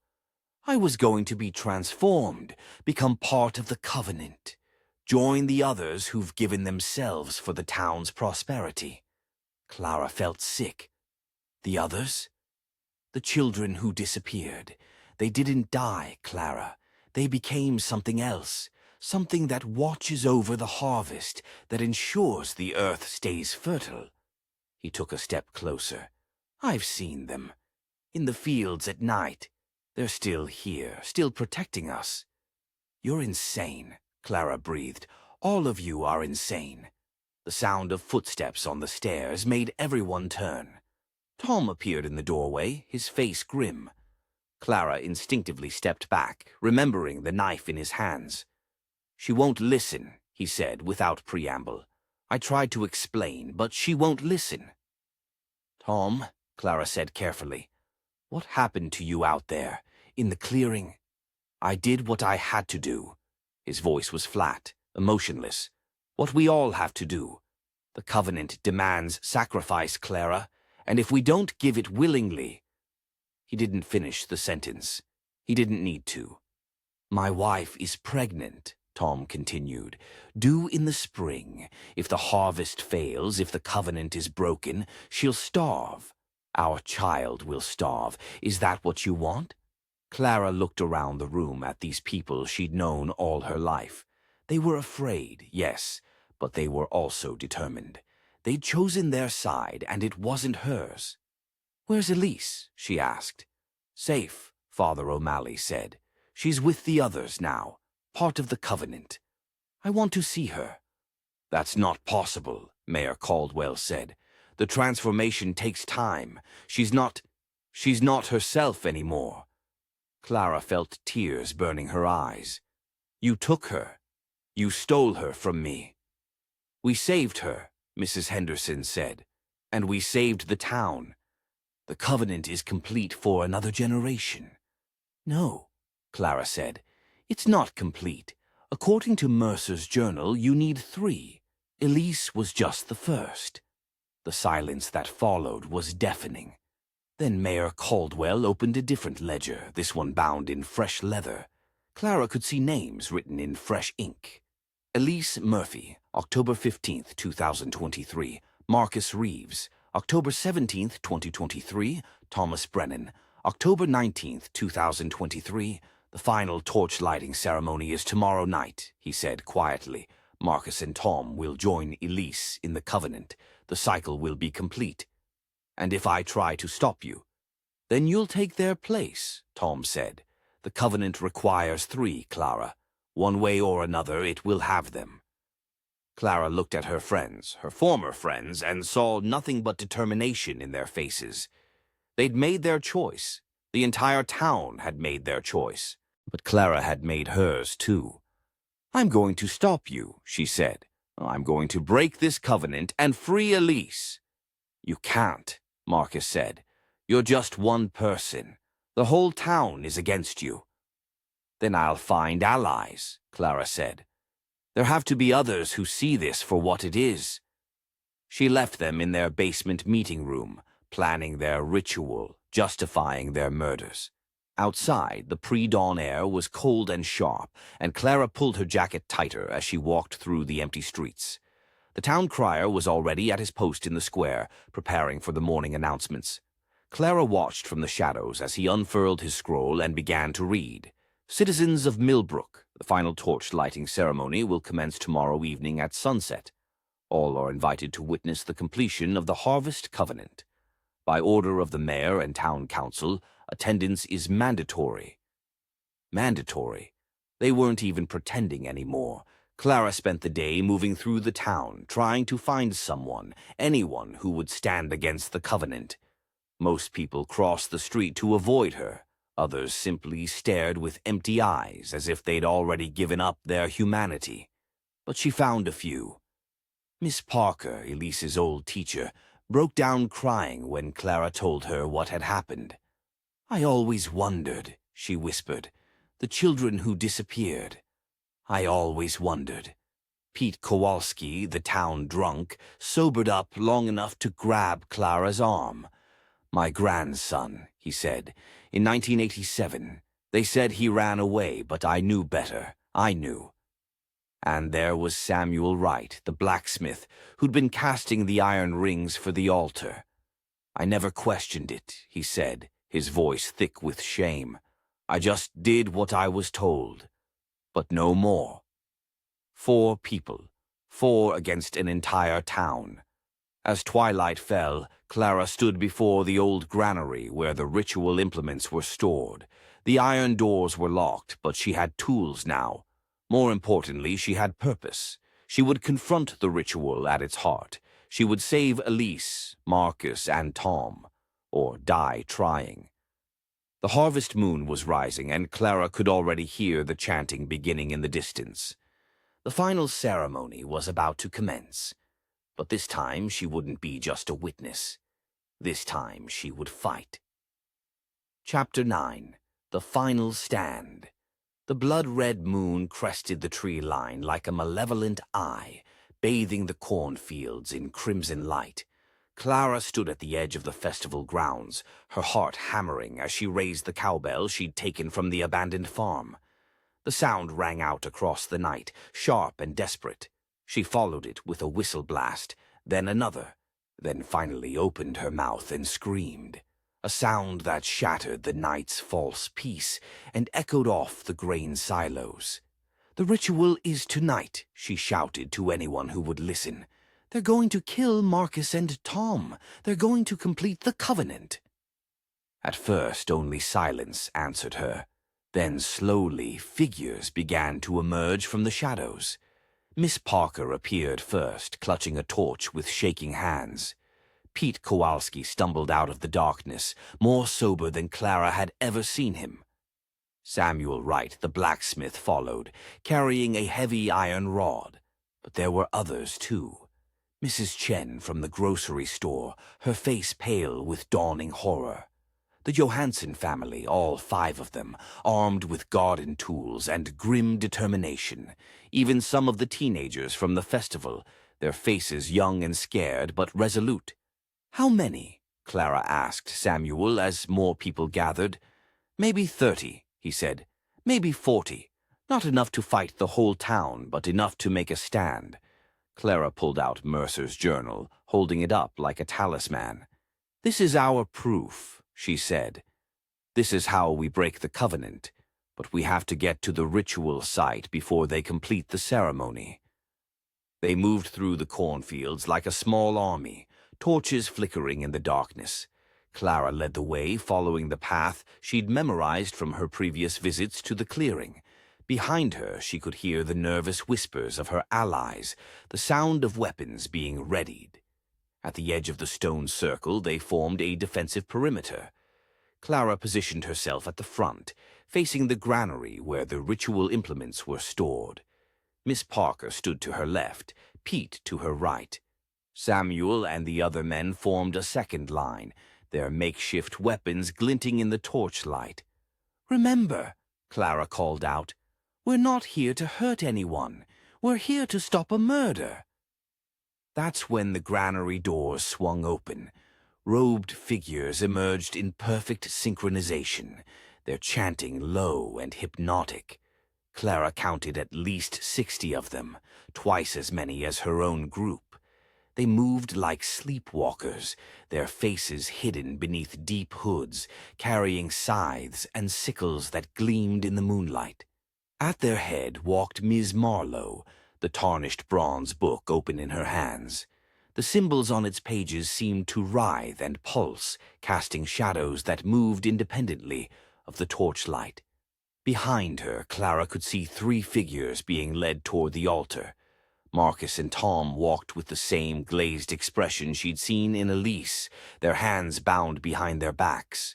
And between them, Elise, still alive, still breathing, but her eyes were empty windows, reflecting nothing but moonlight.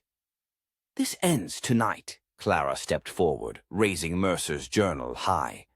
Her voice rang out across the clearing, cutting through the chanting like a blade. I have the truth. I have proof of what you've been doing." The chanting faltered slightly, but Miss Marlowe's voice rose to compensate. "The harvest moon has risen," she intoned. "The covenant must be fulfilled.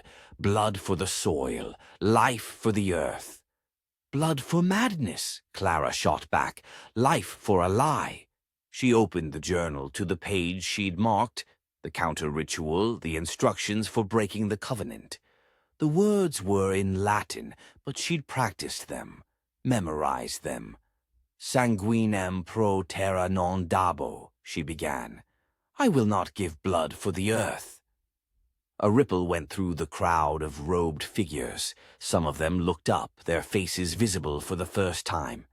Clara recognized them, her old math teacher, the postal worker, the woman who ran the flower shop. Their eyes held confusion, as if they were waking from a long dream. That's when the first strike came. One of the hooded figures raised a scythe, moving toward Miss Parker with mechanical precision. But Pete Kowalski was faster. He thrust forward with a pitchfork, knocking the blade aside and shouting, "That's enough!" The sound seemed to break something in the air. Suddenly, Tom stopped walking toward the altar. His head snapped up, and Clara saw awareness flood back into his eyes. "What?" he began, then looked around at the robed figures, at the altar, at the knife lying on the stone. "Oh, God, what have I done?" He lunged forward, not toward the altar, but toward Elise, his bound hands scrabbling at the ropes that held her. "Elise! Elise, wake up!" Miss Marlowe's voice rose to a shriek. She lifted the bronze book high, and its pages flared with dark light. A wave of wind rushed out from it, rattling the torches and uprooting cornstalks. Several of Clara's allies stumbled backward, their flames guttering. But Clara held her ground. She continued reading from Mercer's journal, her voice growing stronger with each word. "Terra non egit sanguine. The earth does not need blood. Pax non pretium mortis. Peace is not the price of death." Marcus suddenly threw down the ceremonial sickle he had been carrying, tearing off his hood with bound hands. "She's right," he shouted to the crowd. "This is madness. We're not protectors, we're murderers." His words seemed to ripple through the assembled figures. More hoods came down, revealing faces Clara had known all her life. They looked around in confusion, as if seeing the clearing for the first time. "Remember who you are," Marcus continued, his voice cracking with emotion. "Remember what it means to be human, to protect children, not sacrifice them." Clara felt the change in the air. The chanting was breaking up, voices dropping out one by one as people awakened from whatever spell had held them. She pressed her advantage, reading louder. "Libertas pro servitute, freedom over servitude, vita pro morte, life over death."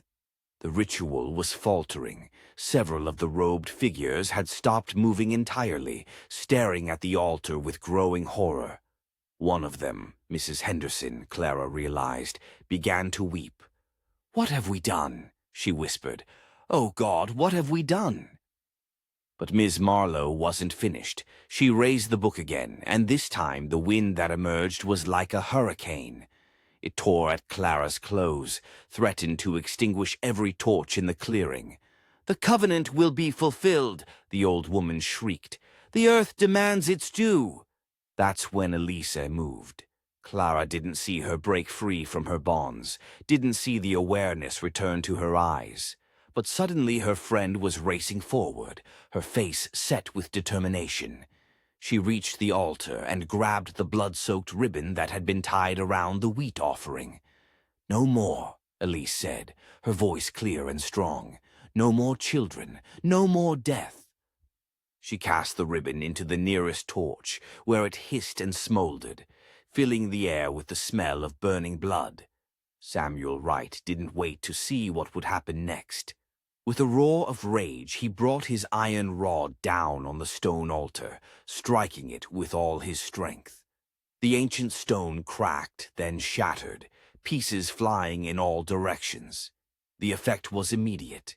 The corn stalks around the clearing began to tremble, as if the earth itself was exhaling a breath it had held for centuries. The oppressive weight that had hung over the town for so long seemed to lift, replaced by something lighter, cleaner. Miss Marlowe screamed, a sound like tearing metal. She raised the bronze book one final time, summoning a gust of wind that threatened to snuff every torch in the clearing. The darkness pressed in from all sides, hungry and alive. But Clara stepped into the gale, Mercer's journal open in her hands.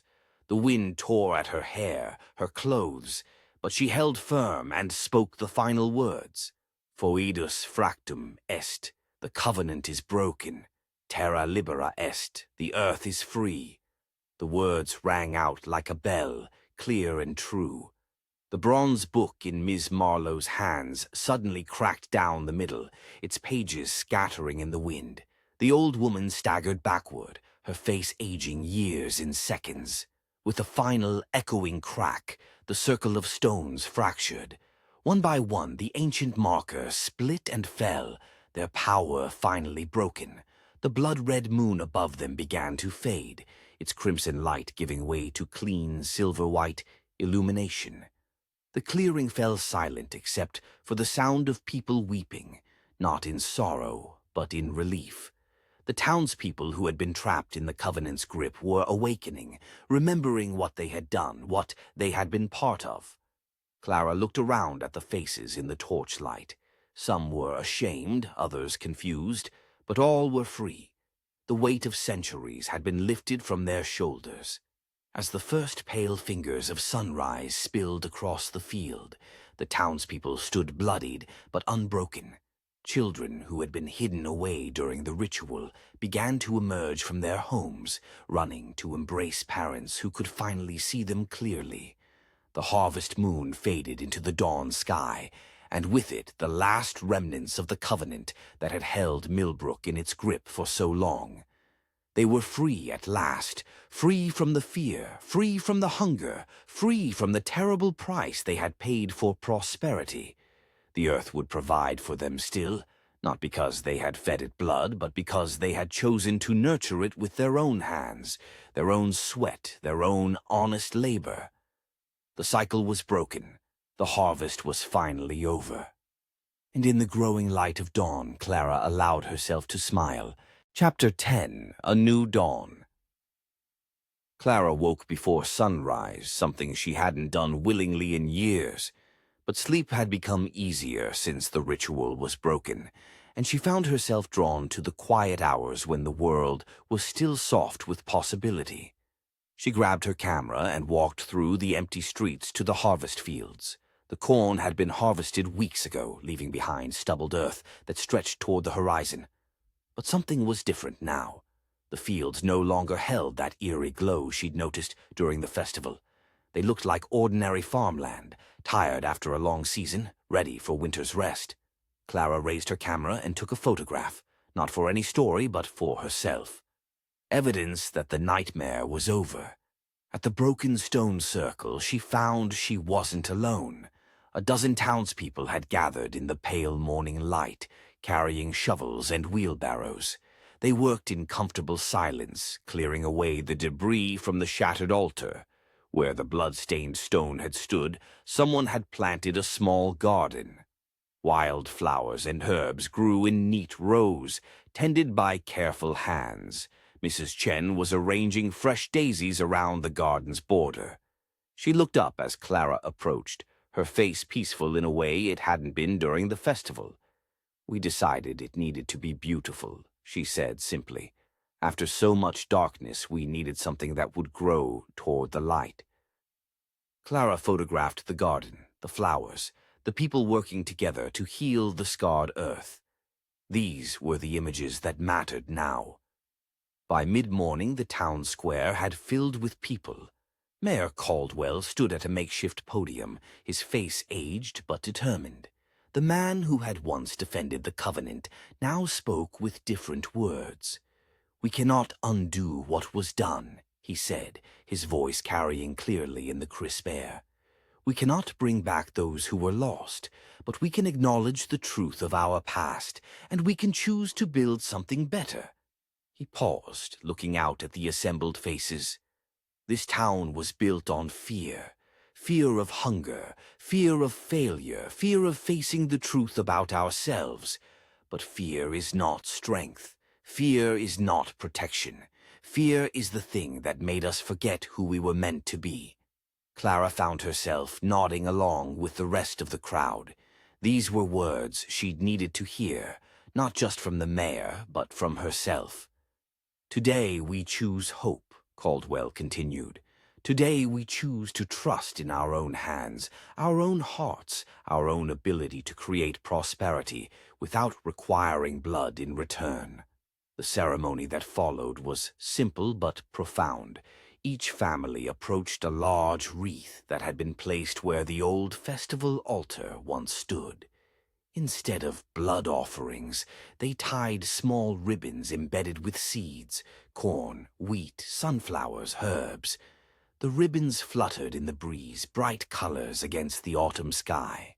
Clara watched as the Johansson family approached the wreath, their youngest daughter carefully tying her ribbon with solemn concentration. This was what the Harvest Festival should have been all along, a celebration of growth, of community, of the simple miracle of seeds becoming food.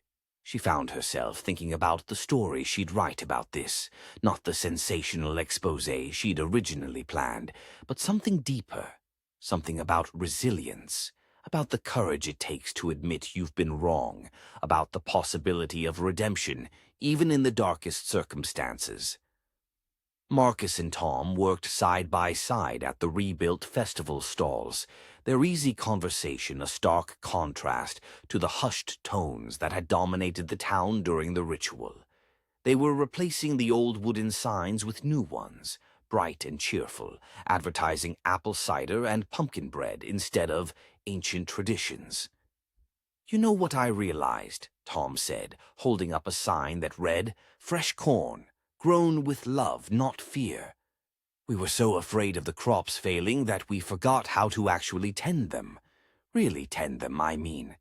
With our hands, with patience, with hope. Marcus nodded, hammering in another sign. "My grandfather taught me that the earth gives back what you put into it.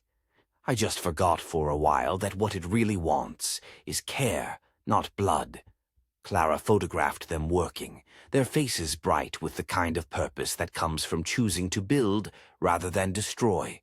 The afternoon brought a harvest feast, not the formal, ritualistic meal of the festival, but something warmer, more human. Long tables were laid with fresh bread, roasted vegetables, and honeyed pies. Neighbors shared meals and stories in the midday sun, their laughter genuine and unforced. Clara moved through the crowd with her camera and notebook, conducting informal interviews. She wasn't looking for quotes about the horror they'd escaped, but about the hope they were building. "It's like waking up from a long, bad dream," said Miss Parker, bouncing someone's baby on her knee. "We'd forgotten what it felt like to just be normal, to be good." Pete Kowalski, sober now for 3 weeks, was helping serve food to the elderly. "I drank to forget what I'd seen," he told Clara, "but forgetting isn't the same as healing. This," he gestured at the feast around them, "this is healing." As the sun began to set, Clara found Elise working on something near the memorial garden. She'd created a small plaque listing all the names from Mercer's journal, every child who had been lost to the Covenant over the years. But beside it, she'd placed a small portrait of Jonathan Mercer himself. "Why him?" Clara asked. Elise looked up, her face thoughtful. "I read more of his journal after you found it. The last entries. He tried to stop it, you know. Near the end, he realized what they'd created and tried to break free. He wrote those instructions you used, the counter-ritual. He's the one who made it possible for us to escape." Clara studied the portrait, a faded photograph of a young man with kind eyes and a scholar's careful hands. He was trying to warn us. Yes, and now we're warning future generations. This plaque isn't just about remembering the victims. It's about remembering that people can change, that it's never too late to choose differently. As twilight approached, Clara found herself back at the memorial garden. The townspeople had gathered again, but this time for celebration rather than fear. Someone had brought out a simple lantern, and Clara was asked to light it. She struck the match and touched it to the wick, watching as warm light spilled across the flowers. Other lanterns followed, dozens of them, held by people who had found their way back to their own humanity. "We pass this light to future generations," Clara said, surprised by the strength in her own voice. "Not as a burden, but as a gift. The gift of knowing that we can choose hope over fear, life over death, truth over comfortable lies." The lanterns bobbed in the gathering darkness like earthbound stars, and Clara felt something she hadn't experienced in years. Peace. Not the kind that comes from forgetting, but the kind that comes from facing the truth and choosing to move forward anyway. Later that night, back at her childhood desk, Clara opened her notebook for the final time. She'd been documenting this story for weeks now, but tonight she would write its ending. "The harvest is over," she wrote. "Not just this year's harvest, but the harvest of fear that held this town captive for so long. What grows in its place remains to be seen, but I believe it will be something better, something worthy of the soil that nurtures it and the people who tend it. I came here looking for a story about tradition and found instead a story about transformation, about the courage it takes to admit you've been wrong and the strength it takes to choose a different path. Millbrook is healing. Not quickly, not easily, but genuinely. The scars remain. They always will. But scars are not the same as wounds. Scars are evidence of survival, of the body's remarkable ability to repair itself. I leave this town different than I found it, and I leave it different than I found myself. Fear no longer lives here. Hope has taken its place. The harvest moon has set, and the sun is rising on a new day." Clara closed the notebook and set down her pen. Outside her window, the town slept peacefully under a blanket of stars. No longer the cold, distant stars she'd remembered from childhood, but warm lights that promised tomorrow would come. Her story was finished, but her belief in hope and renewal was only just beginning. The cycle was broken. The harvest was over. And in the quiet darkness of her grandmother's house, Clara smiled. Clara woke to the sound of children laughing in the square below her window. 6 months had passed since the ritual was broken, and the sound still made her smile. She'd moved back to Millbrook permanently, taking over the local newspaper from old Mr. Peterson, who'd been ready to retire for years. She sat at her desk in the Gilded Page building, renamed the Millbrook Tribune, and pulled up the article she'd been working on for weeks. The headline read, "The True Cost of Tradition, a Small Town's Reckoning with Its Dark Past." The piece wove together everything she'd discovered: Mercer's journal entries, interviews with survivors, her own eyewitness account of the ritual. But it wasn't just an exposé. It was a warning about the dangers of blind adherence to tradition, about the importance of questioning inherited practices, no matter how deeply rooted they seemed. "Fear disguises itself as tradition," she wrote. "It whispers that change is dangerous, that questioning is betrayal, that the old ways are the only ways. But tradition without examination is not heritage. It's prison." "How's it coming?" Marcus asked, poking his head through the door. He carried a steaming mug of apple cider, the kind they made at the new farmer's market every Saturday. "Almost done," Clara said, accepting the cider gratefully. "Just trying to get the tone right. I want people to understand what happened here without sensationalizing it." Marcus settled into the chair across from her desk. "You know what I think? I think you're trying to warn people in other towns, places that might have their own dark traditions." "Maybe, Clara took a sip of cider, its warmth spreading through her chest. If this story saves even one person from what we went through, then it was worth telling. Marcus raised his own mug. To choices, to the future we're building instead of the past we inherited. They clinked mugs, and Clara felt that familiar surge of hope. It was a feeling she'd been having more and more lately, not the desperate hope of someone drowning, but the quiet confidence of someone who'd learned to swim. The article went live that afternoon, simultaneously on the Tribune's website and in the regional paper. Within hours, Clara's phone was ringing. Readers from neighboring towns called with shock, gratitude, and questions about their own local traditions. A professor from the state university wanted to interview her about rural folklore. A documentary filmmaker asked about filming rights.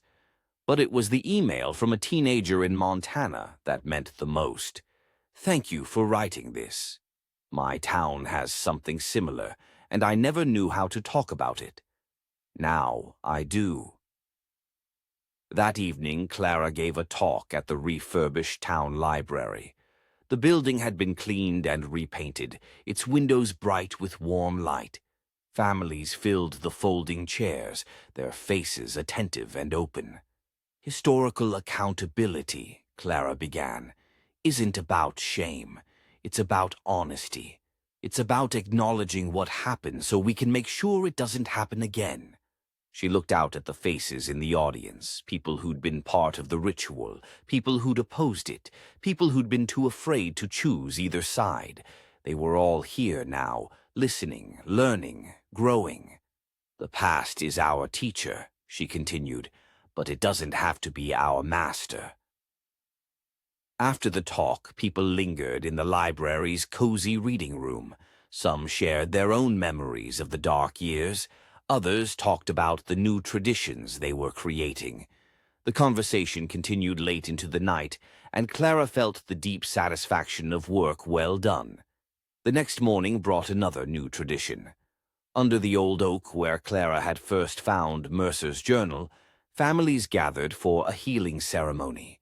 Each person lit a candle for someone they'd lost, not just to the ritual, but to fear, to silence, to the crushing weight of secrets. "We light these candles not to mourn," said Father O'Malley, his voice stronger than Clara had heard it in years, "but to remember, to transform our grief into a collective vow to protect life." The candles flickered in the morning breeze, dozens of small flames that seemed to push back the shadows. Clara lit her own candle for the person she'd been before returning to Millbrook, the cynical journalist who'd forgotten how to hope. That afternoon, the children took over the fields. Led by Miss Parker and some of the older teens, they scattered heirloom grain seeds across the harvested earth. Not in any ritualistic pattern, but randomly, joyfully, the way children do everything. "Each seed is a promise," Miss Parker explained to the youngest ones. "A promise that something new can grow from the old ground." Clara watched from the field's edge, her camera ready. These were the images that would accompany her article, not the darkness they'd escaped, but the light they were creating. The colorful ribbons appeared that weekend, tied to fence posts and tree branches throughout the town. Each color represented something different: red for courage, blue for healing, yellow for hope, green for growth. The idea had started with Mrs. Chen and spread organically, the way good ideas do. "It's like the town is blooming," Elise said, tying a purple ribbon to her garden gate. "After all those years of gray, we're finally letting ourselves be colorful again." The harvest fair that October was different from anything Millbrook had seen before. Gone were the mysterious rituals and hushed conversations. Instead, there were pie-baking contests and live folk music. Children ran between the booths with painted faces and sticky fingers. Teenagers flirted over corn dogs and cotton candy.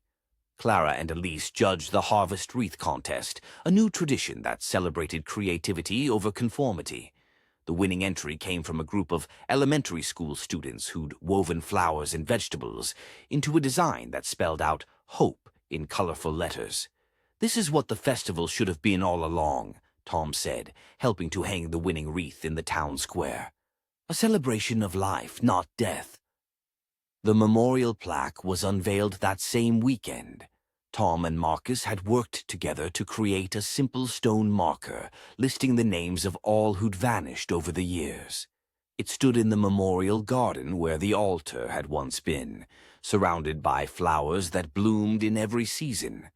"We remember them," Marcus said at the dedication ceremony, "not as sacrifices, but as people, as children who deserved to grow up, to make their own choices, to live their own lives." Clara photographed the ceremony, but she also created something more permanent. Her photo exhibit in the town hall juxtaposed images of the old altar's ruins with joyous scenes from the new festival. The contrast was stark and intentional, a visual reminder of how far they'd come. The exhibit's centerpiece was a panoramic shot of the fields at sunset, golden grain swaying in the breeze. No eerie glow, no unnatural shadows, just the simple beauty of crops grown with patience and care. In her closing paragraphs, Clara reflected on what the experience had taught her. "I came to Millbrook as a journalist seeking a story. I leave as a townsperson who found her voice. Facing the darkness didn't break me. It strengthened me. It reminded me that journalism at its best is about more than just reporting facts. It's about bearing witness, about speaking truth to power, about using words to build bridges instead of walls. The hardest stories to tell are often the most important ones. They require us to look beyond the surface, to ask uncomfortable questions, to challenge assumptions we've held for years. They require courage, not just from the writer, but from the readers who choose to listen. Millbrook is healing, but healing is not forgetting. The scars remain, and they should. They remind us to stay vigilant, to question, to choose consciously rather than follow blindly. The harvest moon will rise again, but it will shine on a different town. A town that has learned to distinguish between tradition and tyranny, between heritage and horror, between the past that shapes us and the future we choose to create. As Clara typed the final words, a single page drifted past her window on the autumn wind. She recognized it immediately, a page from the old gilded page, torn and weathered but still readable. It was an advertisement for the Harvest Festival, dated 1987, the year Pete Kowalski's grandson had disappeared. Clara watched it tumble down the street, carried by the wind, toward the memorial garden. Some stories persist, she thought. Some echoes never fully fade. But that didn't mean they had to control the present. That evening, Mayor Caldwell stood before a crowd gathered in the town square. His hair was grayer now, his face more lined, but his voice was strong. "1 year ago, we lived in fear," he said. "Fear of the past, fear of the future, fear of choosing differently. Tonight we choose hope." He raised his glass, apple cider from the new orchards, pressed that morning by volunteers. "To the harvest of hope, to traditions reclaimed and futures chosen, to the courage it takes to be better than we were." The crowd echoed his words, glasses raised to catch the last light of sunset. Clara stood among them, no longer an outsider looking in, but a part of the community she'd helped to heal. Later, as the celebration wound down, Clara climbed the ridge overlooking the town. The fields stretched out below her, golden in the fading light. Windows glowed warm and yellow in the houses. Children played in the square while their parents talked and laughed. It was a town transformed. Not perfect, no place ever is, but alive with possibility. The soil that had once drunk blood now yielded only what it should: grain and vegetables, flowers and hope. Clara pulled out her phone and took one last photograph. Not for any article or exhibit, but for herself. Evidence that even the darkest soil can yield light if tended with care and patience. The harvest moon was rising again, but it shone on a different world. A world where tradition served life instead of death, where questions were welcomed instead of feared, where the future was chosen rather than inherited. Clara smiled and headed home, her heart full of the quiet satisfaction that comes from work well done. The story was finished, but the life it had made possible was just beginning. Below her, Millbrook slept peacefully under a blanket of stars, and all was well. The harvest was over. The hope had just begun,